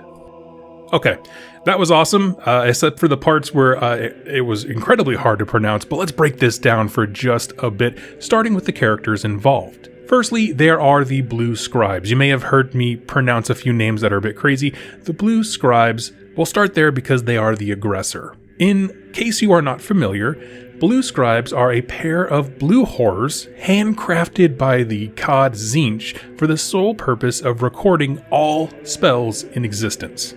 There's this legend that at one point in history, Tzeentch was truly supreme, like totally in charge of everything. Until the other Chaos Gods got jealous and basically kicked him in the teeth, which shattered the changer of ways his kind of hold on magic got broken, and sending it seeping into the real world. Now, I think that's clearly a myth by some, Tzeentchian followers, but it's how some cultures account for magics being, scattered around creation and varied in such forms. Whether it's true or not, I don't know, but if Tzeentch followers believe it, I'm kind of hesitant to agree. What is true is that these two demons, named Pterax and Zirapt, that's if you didn't catch it, it's the same name forward and backward, are true horrors amongst the realms. You see, blue horrors are these smaller demons. They're what you get when you kill a pink horror. It splits into two little blues.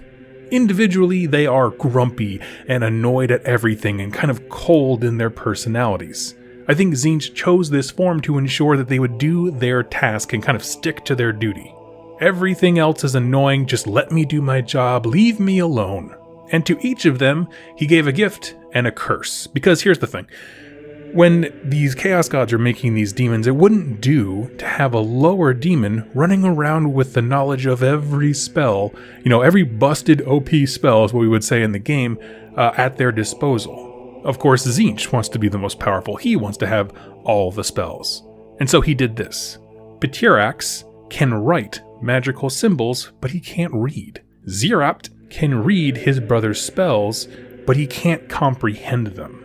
So this ensures, first of all, their compliance. They need each other to get their jobs done. But secondly, it ensures that the database of spells that they are collecting as they write them down can't ever fully be used against their creator. They are never in a position where they're going to be the most powerful wizard that's ever wizarded in the whole mortal realms. So in combat, Zirapt will grab random pages of spells and recite them, casting them at the enemy, unleashing all these hellish magics, while his brother Ptirax sits there and kind of stabs at enemies from atop the Disc of Tzeentch. And these two come crashing into Hysh with a whole army of screamers. I'm sure being drawn here from all the crazy spells and magic and disciplines going on with the Lumineth Realmlords, but in particular, they come to the continent of Zatek, often regarded as the most magically focused of the Lumineth Realmlord domains, and so this is a match made in heaven. But it wasn't some major city that was first alerted to the demon army coming in. It was the Elementari of the Slicing Gale. Now, I'm just going to do a brief overview. There's a lot more detail to this, and if you want to know more, go check out my Lumineth Realmlord series. I'll leave it in the description down below. But the Elementari being the temples of discipline, where the Lumineth Realmlords study and meditate on the natural features of the realms. Well, the patron god, the spirit that houses in this elementary, the temple as it were, was a wind spirit, screaming in protest to what was going on. Because I imagine this chaos army is flying in, and the sheer power of its dark nature is like revolting to this spirit. And so, the temple warriors are dispatched. And based on the description that we have, it's safe to say that these are what we now know as Hurakan Wind Chargers, which I'll throw a picture up here now. Along with them are powerful mages held aloft by the clouds themselves, models that we haven't seen at the time of this recording, but I'm sure we will soon. Now at this point, this cloud of demons is rolling across Hysh with an incredibly fast army of Lumineth devoted to the aspect of wind in pursuit, and for several days they trade blows. There's kind of a weird stalemate. It's this constantly moving, rolling kind of warfare. It's on the move, but it's not really like having a decisive edge one way or the other. And they kind of get stuck like this for several days until the aspect of the wind that was first alerted to all of this takes form itself. Now, we've learned from the Alarith, the mountain aspect worshipped by some Lumineth that came out when the faction was first released. Those are the guys with all the bull motifs. That getting one of these mighty spirits of the realm to truly take form is very uncommon. They generally don't want to be bound to a physical form, but at this point, enough is enough. This chaos army is functionally a poison or a contagion within the air, the sky, and the winds of Hysh, and it needs to be dealt with. And while the model we saw in the specific reveal show has an actual name, so it's probably the named character version of whatever this is, I think it's fair to say, based on the description, this is essentially what we are looking at here, and I'll throw it up on the screen for you. If you are listening to this, it is the kind of fox guy held aloft by ribbons. Go check it out on community page. And this thing fires an arrow straight into one of the blue scribes. And yeah, if you didn't know, when a blue horror dies, it splits into two brimstone horrors, tiny little fire spites that are super annoying. They're almost like a Tzeentchian version of Nurglings, where they're kind of that happy but mischievous, kind of destructive thing. And so the whole army of Tzeentch stuff crumbles as one blue horror tries to keep the other from igniting all of the paper that they've been writing these spells down on. Again, they are blue horrors, they are super grouchy, they just want to do their job. Well, all of a sudden, that job is in a real jeopardy. And my favorite here is actually the last line, and it's talking about the wind spirit that fired this arrow. It gives a cry of laughter before dissipating on the wind, and that is some serious troll energy right there. Imagine if you're playing against a buddy who's like rocking an army that's kind of centered around a big model like Archaon or Nagash or Teclis or anything like that, and you take that guy out and you just start deep throat laughing. Ha ha ha! It's my favorite. And while this story was very simple and very self-contained, it can get us excited for the release of the new wave of Lumineth, because I think what we are seeing gives us a real idea of how they function in the lore and, to some mild extent, within the game. And so, like always, I want to take a step back and talk about why this is so friggin' cool, right? Between the demonic incursion, new units that we didn't have context for, and a literal force of nature walking the realms, there's a lot to talk about, and we're going to do that right after this quick word from today's sponsor. Okay, so why is this story so stinking cool? First off, the demon incursion, and for context, it is really important to understand the Lumineth Realmlords. Again, go check out that series. The elves went whole hog into studying the weaponization of magic, and ultimately, this is back in the days of myth, it led to a near-apocalyptic event called the Spirefall, where the intense amount of power and arcane might tore literal holes in the fabric of the realms, and demons just poured in like a dam had broken. Well, from this, Teclis learned a way to heal these kinds of wounds in reality, how to patch up these rifts in nature and stop the demons from coming out. And while there are some real great stories within the Lumineth Battle Tome, one stands out in particular as being very relevant. I promise we're going to get back to our main story here, and that is the Battle of Simulacra. In this story, it's made clear that if demons have a chance, they are actually able to reopen these old rifts, which is massive because your city or your country, if they get too comfortable, can suddenly have a demon army pouring into their area, and you are just out of luck. And I say all of that to kind of point out that this isn't just a funny pair of blue horrors flying around with some floaty manta rays. This is an army that could devastate a continent if allowed to. And so it immediately shoots the stakes way up with that knowledge. The idea that if they were to dispense, arcane fire or something like that directly on one of these rifts, an entire next army could pour in with a big open wound. So not only is this, tainting parts of reality in the sky and making all the wind spirits go nuts, it has the potential to detonate a much larger catastrophe. Now next we have the units, and while this story is light on description, I do think it tells us a bit about everything, we see is meant to be incredibly mobile. And that's mobile in a way I don't think the base Lumineth Realmlords cavalry on horseback can handle.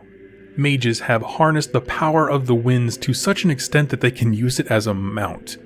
Creatures can physically keep up with this flying warband even on ground, which is actually an incredible ability to traverse terrain because Hysh is not necessarily flat, which means they're vaulting over hills and mountains and jaggy peaks and all this kinds of stuff to keep up with the blue horrors. The fact that all of the attacks we see depicted on models and in the story are at some point held aloft by the wind. By that I mean arrows and magic that lashes out. I'm sure they have melee weapons like the hero that was shown to be riding a different kind of beast, but for everything else, including the manifestation of a wind spirit, uses a bow, or at least some kind of ranged ability. And in my mind, what we are seeing is the wartime manifestation of them trusting in the winds, right? Tapping into that power in a radically different way from, say, a normal archer. That every stab at evil is in some capacity an act of trusting the power or discipline you follow, whether that's an elf on the back of like a kangaroo-style mount or a demigod of the winds rocking a bolt thrower like it was a rifle. And it was this kind of attack that was able to pierce deep into the Tzeentch army and ultimately shut it down. And that's the kind of force of nature I was talking about. When it comes to things I'm excited for on the table, I want to see archers that do exceptional things, right? Obviously, they're going to have a shooting attack. I think that's probably very safe to assume, but I do believe that there will be something unique that makes them archers of kind of a devoted spirit of the wind rather than some guy with a bow. All in all, it is a very simple story, not one I'd usually pick, but knowing what we do now about these units breathes so much excitement into it for me. There's machinations of Tzeentch with terrible potential, their presence as a straight-up offensive thing to the realm itself, and we get to see what I've wanted to see for so long, and that is the realms fighting back, right? It wasn't an elf that won, it was the natural spirit of the realms taking form. This is the kind of stuff I love, and I want to see more of it. So I'm going to pause here. Tell me your thoughts in the comments down below. Which of the units were you most excited to hear kind of shouted out a little bit, even though we had no context for them before? And what do you think about the blue scribes? Is that a kind of villain that you like to see when the kind of weird machinations that Tzeentch put in play to make them do their job? And how else would you like to see the power of wind, that discipline, that arcane nature, manifested? Let me know in the comments down below, and I look forward to catching you in my next Age of Sigmar lore video. Thank you so much for watching, and happy wargaming. Welcome, Wargamers, to the mind-bending magics of the mortal realms, because today we're talking about a sect of the Lumineth Realmlords that raises so many questions, but it's also fascinating to think about as is. And I speak, of course, of the great nation of Iliatha. And today's story comes straight from the first Lumineth Realmlord battle tome in a story called The Battle of the Simulacra, which is a word that I'll define here pretty soon. A flamestorm of demonic energy summoned by the Black Phoenicians, an Arcanite cult hidden within Zintiel's universities, crosses the Girdle Sea to reach the coast of Lucid Dreams. It causes untold havoc, burning and mutating much of the coastland. When the Inferno reaches the lands north of Tor Quilon, it traverses stretch of lands scarred by one of the great disasters of the Akari Dara, and reopens an old wound in reality. Hundreds of Tzeentchian flamers spill through, and the firestorm intensifies.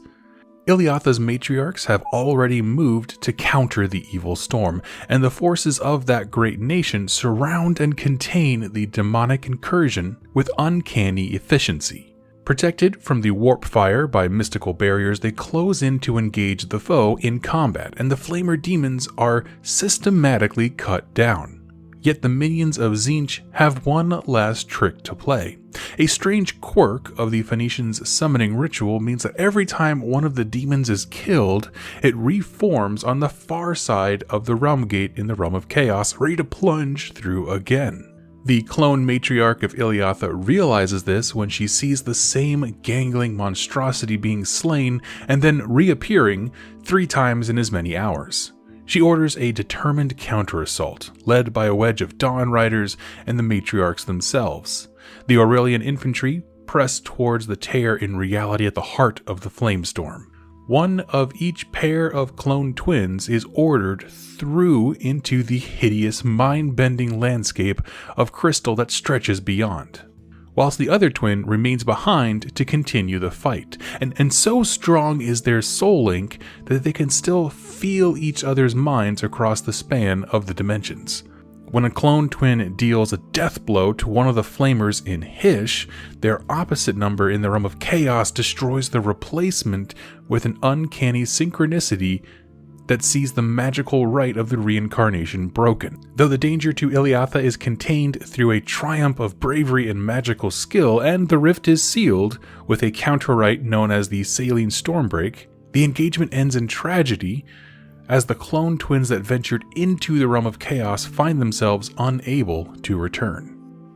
Now, there is a ton to unpack there. I'll be honest with you, that first whole paragraph, it should have been on the chopping block and just got rid of. They're just telling you where it's happening, so they're just listing off local areas.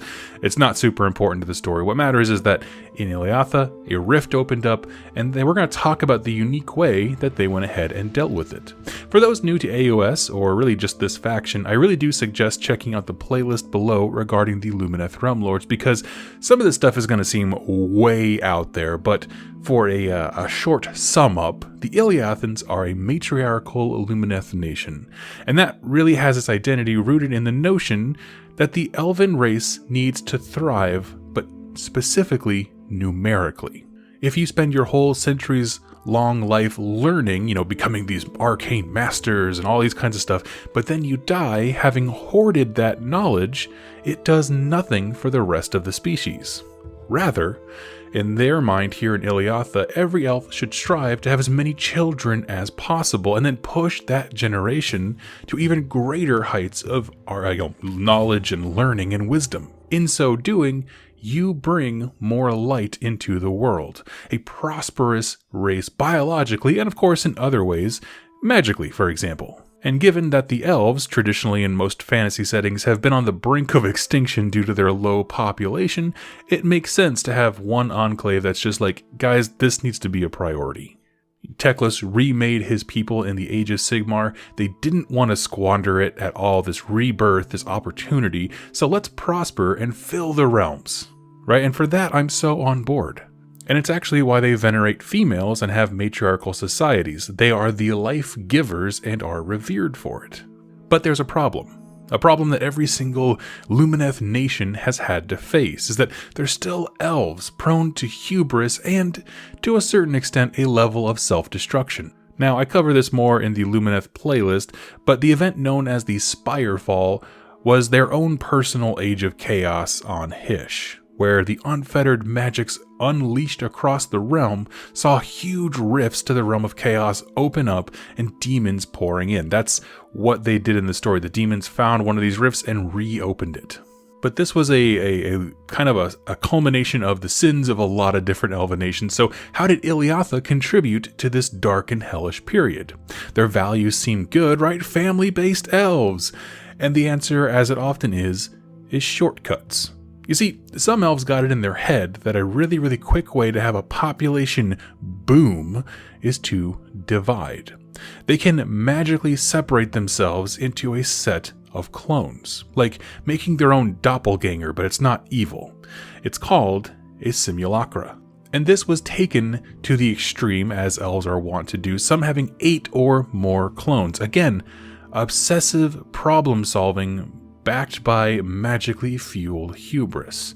But these clones began to hear whispers of chaos, and while it's not directly stated, I get the impression that the more an elf divides themselves, it kind of separates their consciousness and whatever, it makes them somehow more susceptible to chaos. And so things fell apart for them. During the reinvention, where after the Age of Chaos ended in Hysh, Teclis was trying to get the reins back together, he was able to wrestle control of Hysh back to the Lumineth Realmlords, and a law was instated that an elf of Iliatha could have no more than 2 bodies per soul. So that's why in the story, everybody has a clone twin, but you can't have more than that. And so I tell you all that to explain the significance of this story from the battle tome, which I'll break down a bit more. Like I said, the whole first paragraph, it's just locations, so you can kind of get a sense of where they're at. But for the most part, what you need to know is a Tzeentchian host busts onto the scene in Iliatha and opens up a long, sealed portal to chaos. It has to be old, maybe like an old realm gate or something like that. They use the word realm gate in the story.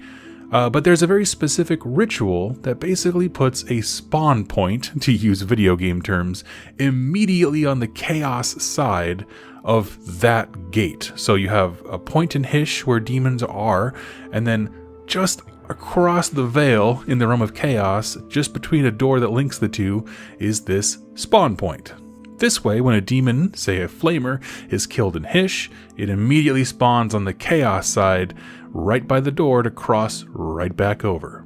And this is the single most efficient demon war machine I've ever heard of. All these other battles, right, demons get banished and it takes a lot of time for them to return.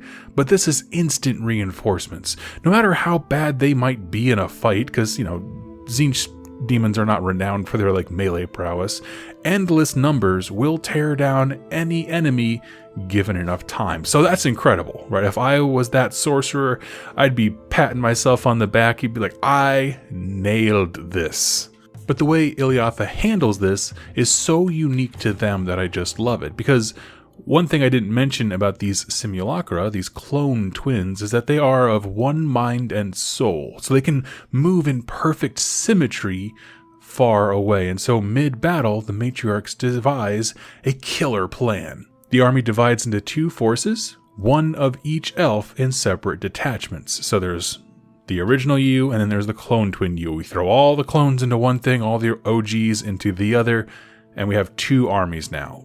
One stays in Hysh, killing demons and defending the populace. The other follows a cavalry charge into the realm of chaos itself, and using their perfectly synchronized bond, they can kill a demon twice, almost at once.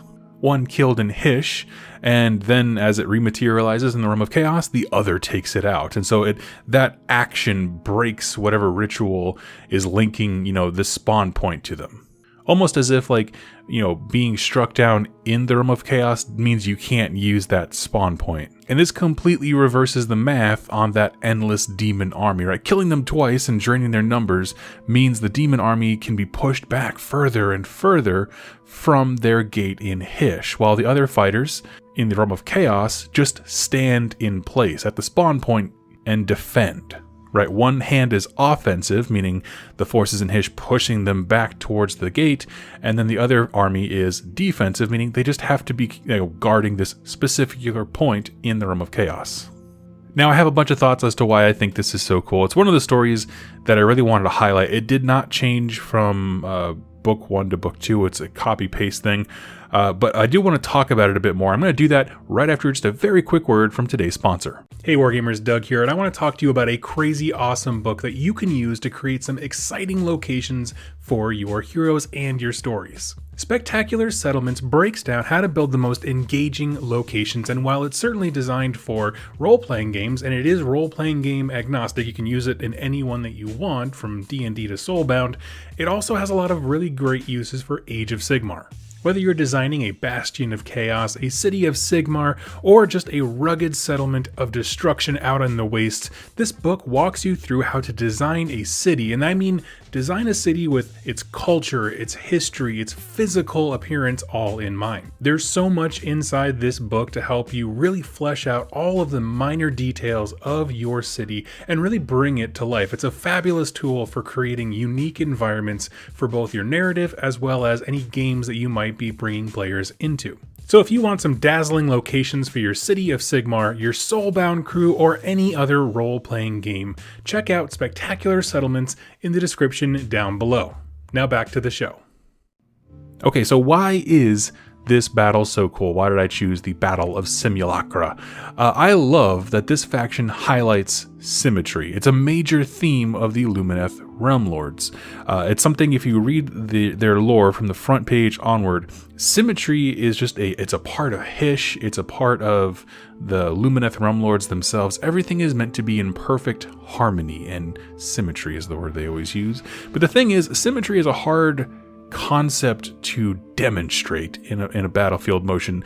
A lot of these other Lumineth factions, you'll have symmetry in the sense of the way that their formations move is in perfect symmetry on the battlefield, or maybe their leaders are, enacting rituals and magics, in tandem, like this perfect choreographed thing. But this is just one of those things where like Iliatha does symmetry in a way that weaponizes it. There's no reason to think that, no other Lumineth can make clone twins. It's just that that's Iliatha's thing. It's their value system based on their priority to repopulate, which makes perfect sense. Now, one thing that's not really explained very well in this story, because I was desperately waiting, I've had these notes written for a while, and I was waiting for the new Lumineth book to see if they altered it at all, and they didn't really, but the thing that I want to know is, what are the consequences here, right? When they divide, do they both retain full memories and personality? That's the sense that I get.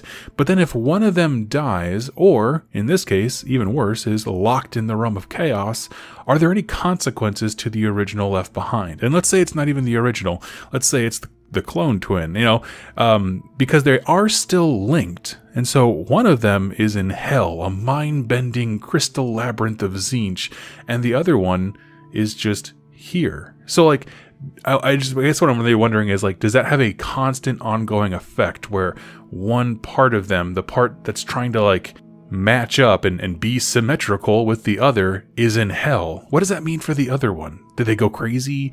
Are they damned? Is it something like they try to put that other part of their brain to rest, but they have nightmares and stuff? I would love to see a story about that. And that's the kind of stuff where you just need a really good writer who can write about the struggle internally, like the struggle inside their minds and that kind of stuff, just as much as you need one who can write about external stuff, like the actual combat.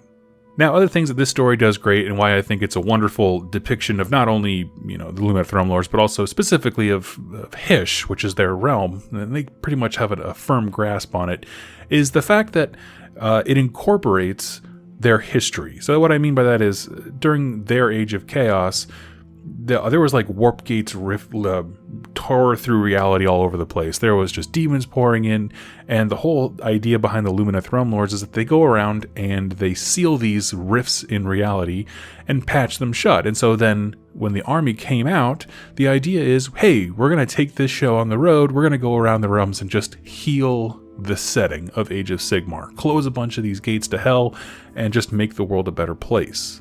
And I bring that up because I feel like this story does a wonderful job of being like, hey, we're in Hysh.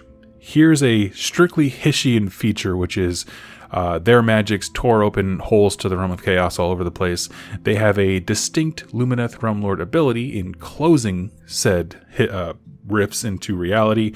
And then on top of that, we're going to give you a unique story that only Iliatha can really deliver on. So to me, like when I'm looking at stories that really exemplify a faction and sub-faction, this is certainly one of them. Their ability to mend these tears in reality is core to the entire motivation of the faction.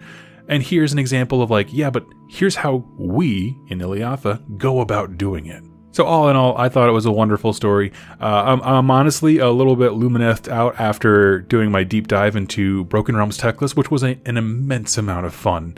But this is just a story that captivates me because we don't see enough of Iliatha, in my opinion. It's definitely a faction that I would play if I was into Lumineth. But the thing is, because of that concept, the concept of how your society changes when everyone is part of a whole, right? And I mean that just literally as it was. Every one person, every one personality, elf, life experiences is part of a whole in that they can duplicate themselves. So there's at least two people who have had the same childhood kind of a thing going on, which is just very unique into how that plays into culture and their worldview about having to repopulate, and that's the emphasis. So I guess I want to see a book that also talks about their family structure and what day-to-day life is like. I don't know. There's just a lot of things going on that I'm like, that is so fascinating. And I'd love to learn more. So friends, in the comments down below, tell me what you thought of this story. For one, is it the most action-based, sword and shield clashing thing? Not really. But I think it's one of those perfect stories within a battle tome that exemplifies a faction. Just takes a small snippet and you're like, if I wanted to know about Iliatha and therefore the Lumineth Realmlords, this is the perfect story to me. So friends, thank you so much for watching and listening, and I will catch you next time in my next Age of Sigmar lore video. Happy wargaming. Welcome, wargamers, to the adventurous paths of the Immortal Realms, because today we are talking all about the Illumian sub-faction of the Lumineth Realmlords. This video was requested by Codex151 over on Patreon. Thank you so much for your monthly support. It means the world to me, whether you're a member here on YouTube or over on Patreon. And I gotta be honest, it gave me an excuse to look at these guys, because I had never really read much about the Illumian as a sub-faction. Like, they just didn't show up very prominently. A lot of times it's Eumetrica or Iliatha or something like that, but this is one I've never really seen it around. And so we're going to go through an exemplary battle of the Illumian, break down their lore section directly from the newest Lumineth Realmlords battle tome, and end the conversation, as always, talking about why is this so cool. I gotta say, I've really been enjoying all of these epic battle stories, the exemplary battles as I'm calling them. So let's dive into one for the Illumians. This one is called An Insult Illuminated. The Necroquake damages many penumbral engines, revealing Sigmar's long-hidden storm vaults. Teclis is outraged to learn that his gifts were used to obfuscate, not enlighten. In the following years, armies of the Lumineth Realmlords march on these vaults, believing that only they can be trusted to guard the dangers imprisoned within. The elves of Illumnia prove adept at locating the isolated repositories. The war host of the Lady Regent Zai earns special renown for breaching the chronomatic vault known as the Court of Epiphany, fighting through gun-toting Skaven warlocks and their minions to at last end the evil of the god automaton known as the Iron Demiurge. Now, there's not a lot of depth within there, but it does place the Illumnia straight into the setting in a very meaningful way, so let's break this down a little bit if you're fairly new. Back in the Age of Myth, when Sigmar was going around the realms and slaying huge beasts and finding all kinds of crazy, awesome artifacts of power, rather than sharing them with his other deities or with his mankind, he deemed that some of them were so dangerous they needed to be locked away.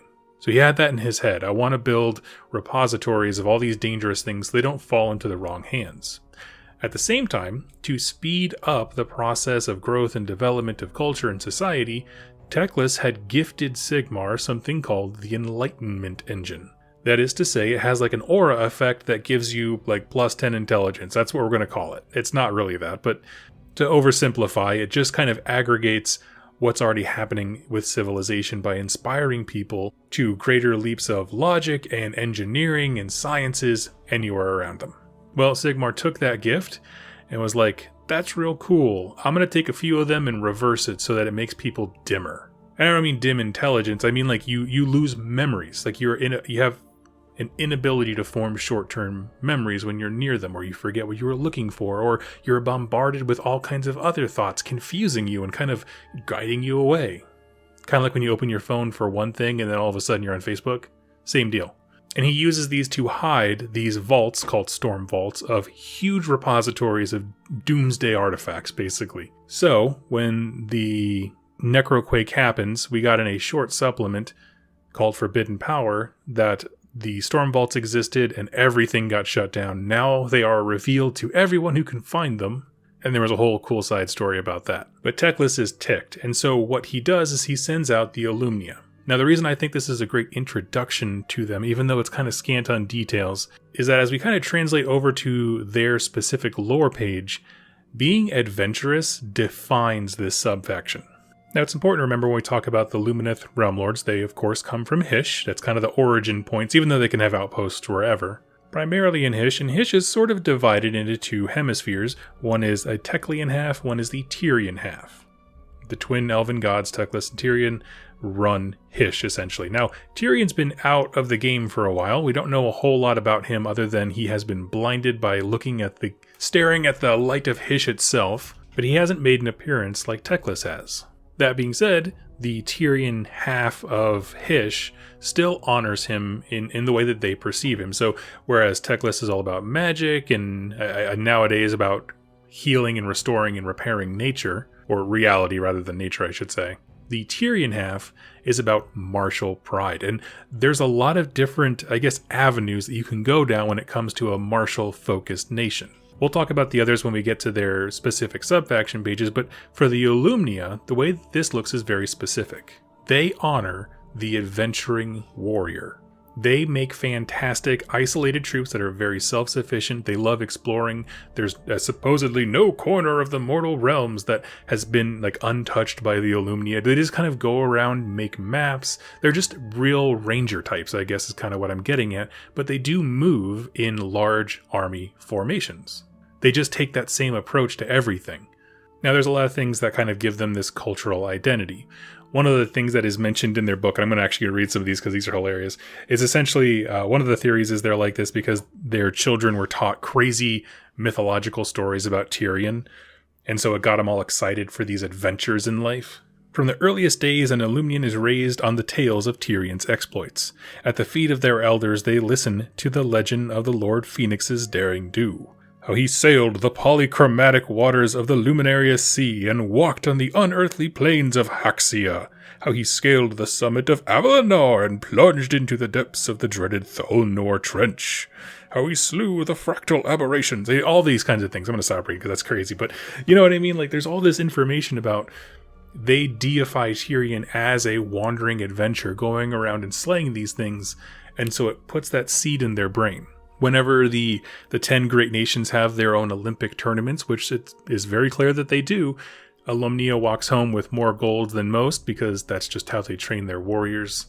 And I'm just going to run through some other cool bits that we get from their lore section is that their, landmass within Hysh is very wild and unforgiving, and they like it that way. I mean, the idea for them is that the young will either survive or they won't.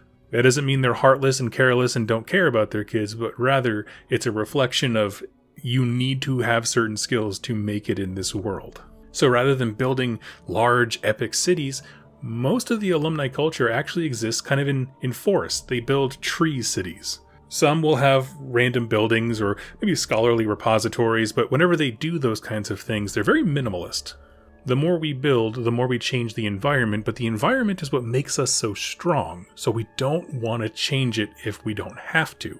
Rather than, the people, mankind in this setting being like, we need walls around these things because everything's trying to kill us and we need something safe. Now, more recently, Alumnia have really come into prominence, and I do hope we start seeing more and more of them in stories because of the Dawnbringer Crusades. This is the movement of Sigmar primarily, but all of the other deities on the Pantheon of Order are chipping in to help, where we are just going to mass seed the realms with cities. Start off as isolated, towns and villages, and hopefully grow them into more cities later on.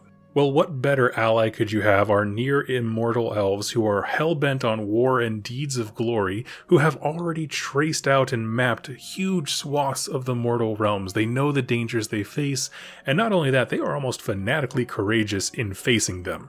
I'm going to age myself here a bit, but the first time you fight a boss in like Devil May Cry or something, the old PlayStation game, where the scale seems so one-sided and epic and just absurd. But you know that you can win. Why? Because you have thumbs of power, and you can get in there and mess that guy's day up. This is exactly how they approach everything. They're like, what's that, a Mega Gargant? Sup, spear? Let's go get him!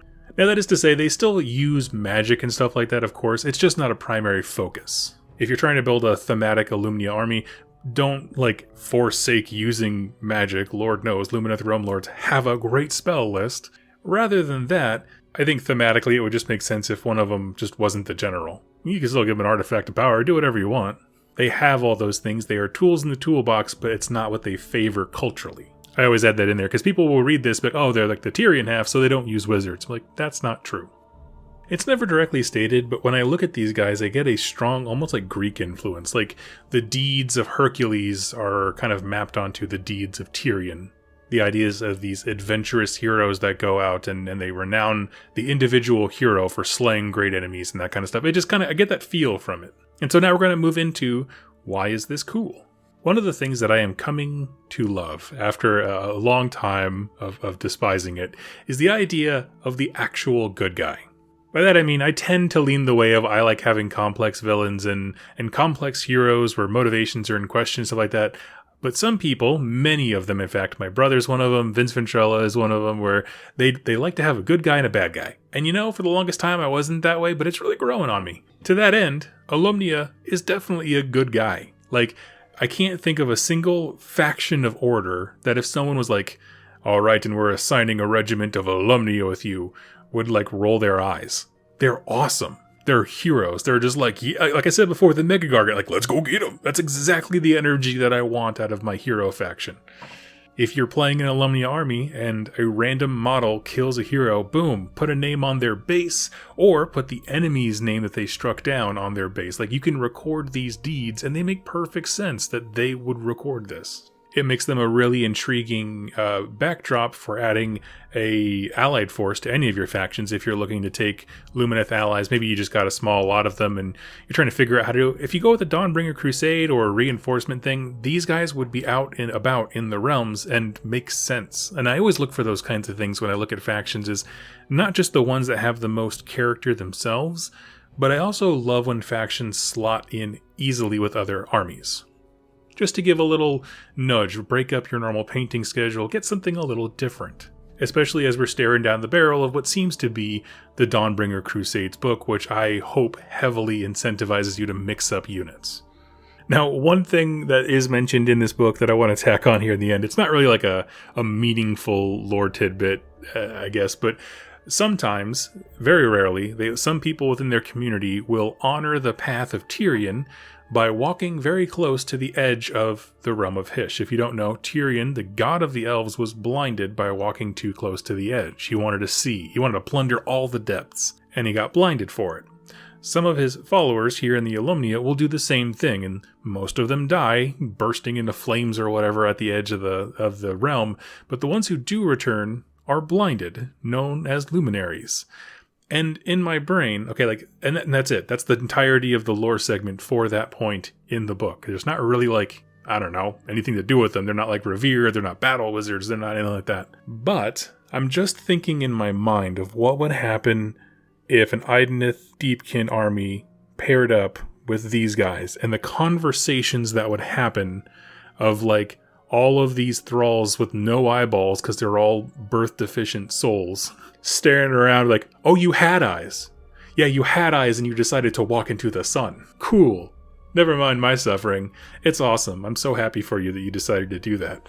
Conversely, I like to imagine like a super arrogant alumnia general just being like, yeah, I had eyes, didn't need them.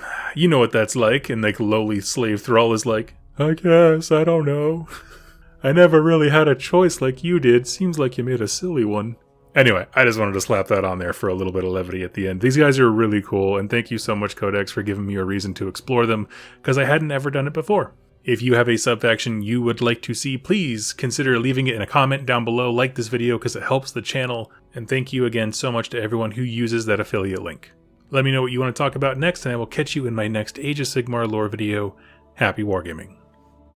Welcome, Wargamers, to the rivers, streams, and whitewater rapids of the mortal realms, because today we are talking about the, I'm going to pronounce this, Idrillian, I believe, river blades of the Lumineth. Idrillian, that's what I'm going to go with, Idrillian. This is a new unit with a lot for us to chew into because it's a new unit that's being added to the Lumineth Realmlords faction, the High Elves, through Warcry, but it gives us an insight into an entire new chapter or wing of the Lumineth that we've only heard mention about in lore. We have the techless longhorns, the foxy freight trains, and now we all need to brace ourselves, for it is the era of the horse girl. And we're going to explain what that means here and explore the river blades, who they are, what they want, and what they tell us about this new stream, pun intended, of Lumineth Realmlord units on the way. Nothing's official or confirmed, but this is stuff that's been in the lore that now we're getting to see physical glimpses of. Now, one thing I'd like to add right up top, if you're interested in this video or anything hobby related, please consider using any of the affiliate links in my description down below. Through that link tree, you'll see all the money you save from various stores online. Find one local to you, and every time you use that link, it goes a long way to supporting me, my wife, our cats, the whole channel, and I'm so thankful for each and every one of you. Also, if you're looking to learn more about Warcry or just how these guys fit into AOS, be sure to check out Goonhammer. So for you folks who are new to Age of Sigmar or this particular faction, the Lumineth Realmlords are a kind of elf that were raised up directly by their god Teclis. I did a whole series on their lore, and I really suggest you watch that because we're going to pick up after the events in their timeline known as the Cataclysm. Because elves are special, they have their own timeline of events kind of removed from everybody, and when the Age of Chaos dawned and things went south, right, everybody else is having a bad time, but the elves especially were having their own little side quest of thermonuclear war amongst all their different wizards. I'm here for it. After the devastation of the Cataclysm, Teclis decided to rebuild his people with a disciplined connection to the realms themselves as sort of a focus or a loci. This is what we know as the Lumineth Realmlords. Now there's the general Lumineth Realmlords, also known as the Vanari. This is your rank and file warriors. But then there's those Lumineth who have devoted their lives to the study and service of various elemental beings across the realms. As mentioned before, we've seen sects of them that study mountain ranges, channeling their aspect, which is represented by a bull, or the wind spirits that manifest as foxes. These exist because Teclis realized that the destruction that mortals and the forces of chaos have both unleashed upon the realms is breaking them in a fundamental way, and if we want peace in the long run, like the longest possible run, we need to mend, heal, and patch the realms themselves. And so this is the mission of the Lumineth Realmlords, although it can, of course, involve working with other species and forces to achieve that goal. But that's the Lumineth like as a total faction. Let's chat Riverblades. Idrillian Riverblades. I'm going to keep saying it because I need it to get stuck in my brain. Now, it should be obvious that they revere the elemental aspects of the realm's rivers. These are seen as the very founts of life itself. They're ever-changing and rushing nature reflected in the combat tactics of these particular Lumineth.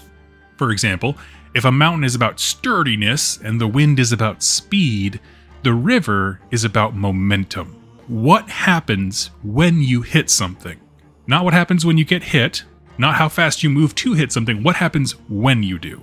And just as the river can burst through dams and flood entire cities, so too the combat tactics here are all about the charge, using that momentum and audacity of the charge to deliver a sequence of lethal blows to the enemy.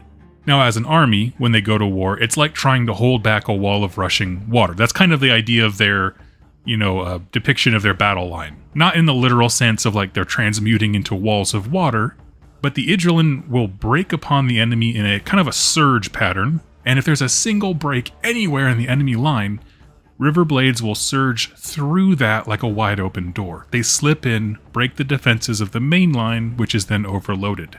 And all those other Lumineth that you met on the line, all the Venari, the normal troops, the cavalry, now they have a way to punch through. And so they kind of ebbed like a wave so that their buddies who made it into the behind the enemy lines can sabotage the defense so that when it recoils and the next wave of attack hits, there's no resistance. So it's all about tempo. It's all about controlling the rhythm of combat. Like if you had a drone in the sky looking down, I wonder how much it would look like an actual wave where everybody rushes forwards, tries to test the enemy on their line, and then feints back except for the ones who were able to find weakness and pierce through. Then when the second wave hits, it gets torn open. Now, like all of the different Lumineth disciplines, this one has an Elementari that is held in high esteem. Elementari, these are like the spirit creatures that kind of exemplify the subfaction. So, for example, there's Harukun, Spirit of the Wind, and then there's Severith, the named variant, and the same thing goes for the Mountain Bulls. And while we don't have a generic name for their Elementari within the river, kind of focus, we do have the name of their named variant, Daxo Whitecrest. This is the river spirit of the Great Daxo River in Hysh. It manifests as a horse, and of course that's why I made the horse girl joke before, but a more intriguing version of this is in the scene of Lord of the Rings where Arwen has like the wall of water horses crash into the Nazgul. I don't know much about Lord of the Rings stuff. I'm always concerned and I feel like a drunk uncle trying to explain magic whenever it happens. But in that little blurb here, we get the sense that this is kind of what people are envisioning when they think about the rushing of waters being embodied by a horse-like spirit. Which honestly, that was one of my favorite scenes in the original movie, so I dig it. And the overarching mission of the Riverblades is to hopefully clear enough of the realm's waterways, which they see as the veins of life itself, so that Daxo can return. And what this tells me personally is that we don't have water horses yet, but whenever production catches up, we'll get them. The realms themselves will beg for mercy, and the Lumineth Realmlords will sternly tell them, nay. But on a practical level, pulling away from a little bit here of the lore that we have, this brings us to why we are in Gur. Remember, this set of models is originally being released as part of a Warcry expansion. We're in Gur, specifically the Gnarlwood, and channeling through this giant forest is the great river Derovar. If rivers are your jam, then this is one of the natural wonders of the realms. It used to be a near continent-severing waterway that tore across Gur, but because of the corruption of the Age of Chaos and the Gnarlwood being flooded with arcane energy, which caused its roots to burrow deeper and deeper, it basically slowly choked this great river. Like the forest grew so aggressively that it built a natural dam. In order to restore order and mend the realms and unleash the power of life from its crippling grasp of the Gnarlwood, the Idrillin Riverblades came to do a giant cleansing ritual. Basically, break the forest up a bit. They're looking to do a giant spell that's going to get the water agitated, burst through a couple dams, and then eventually pierce the Gnarlwood again. They sense a giant river spirit down below, and so basically they're hoping to heal the forest, recruit the Derovar River Spirit underneath the Lumineth Realmlord banner. All in all, for not wanting to introduce an entirely new faction like Wing of Models at the launch of AOS 4, I'm actually pretty happy with the amount of details here. It's very cool, it has a lot of imagery associated with it, we get a sense of what they're like, how they fight, what they're looking for, and why they would be in a given region. And so now I want to move into, why is this cool? Well, I'll be honest, I'm not the biggest Lumineth Realmlord fan. I find them oppressive in-game, and sometimes a little bit one-note as a lore. But as a sub-faction, the Riverblades tap on a note that I think makes all elves interesting, and I wish that it was touched on more. And that is the I know what's best arrogance that is hallmark to elves, mixed with the ends justify the means mentality. This is something that exemplifies the Lumineth. And so I think this unit fits right into the faction. In this page, we get all the lore I mentioned before. You know, the temples to rivers, discipline of warriors mastering different kinds of warfare, their reverence for nature channeled into an animal-like aspect, in this case the horse. But here's a big thing that makes them different from the Mountain and the Wind Boys. If you get a Chaos Fort built into a mountain, and you heal it, it's still a mountain. If you heal the winds, they keep moving because winds don't stop. If you heal a river by undamming it, you can cause catastrophic damage to anything by, near, or downstream from that river, intended or unintended. So I like them because instead of a bunch of peaceful warrior monks hanging out on a mountain, these guys are in the thick of it, smashing dams which then erase towns, many of which belong to their allies. Because, again, when you're talking the elf arrogance, what's a few hundred small souls compared to the power that this elementary can bring to our collective force now that it's free? Of course, the people being washed away don't quite see it that way. I mean, I know that there are instances where the other elementals can cause damage to their so-called allies, but this is so plain and in your face and on the nose that the topic comes up more, which I like. I like that strife. That to me is what makes elves interesting in a mixed, fantasy setting. And in this way, the Idrillan Riverblades feed into Teclis's lore of, he knows a lot. He probably knows exactly what needs to be done for the realms to be healed, and he's likely correct that this is the only way to push chaos out forever, but the arrogance of the elves and their refusal to lower themselves to work with others pits them at odds with their allies. And remember, I know what's best and ends justify the means is rough when that's your group partner, right? If you're Sigmar and you have to get stuff done with Teclis, that's a tough project partner to work on. And for all those reasons, I think it just fits really well into the faction. This box was sent to me by Games Workshop, thank you, as part of their new Flood and Pyre expansion to Warcry, which is really cool. I love both of the warbands that they put in here, and as a side note, I'll say, they do feature prominently in the Dawnbringer series, specifically Book 5, I believe. No, wait, Book 4, I get confused. But the Pyregeist are sent to go basically flood Akshi with fire, and the Idrillan Riverblades show up in Ghiran to help take down a Flesh Eater Court dam that essentially is trying to poison the waters of the realms. So we get to see them in their element in a timely way that I thought was really interesting, and I wanted to pass that along. If you want to see them in action, go ahead and follow along with my Dawnbringer series. We'll be talking about them more there. Let me know if you have any topics you like covered or questions you have about the Idrillan Riverblades, and I will put them in a future video. Thank you so much for watching and listening, and I can't wait to hang out with you next time. Happy wargaming, friends!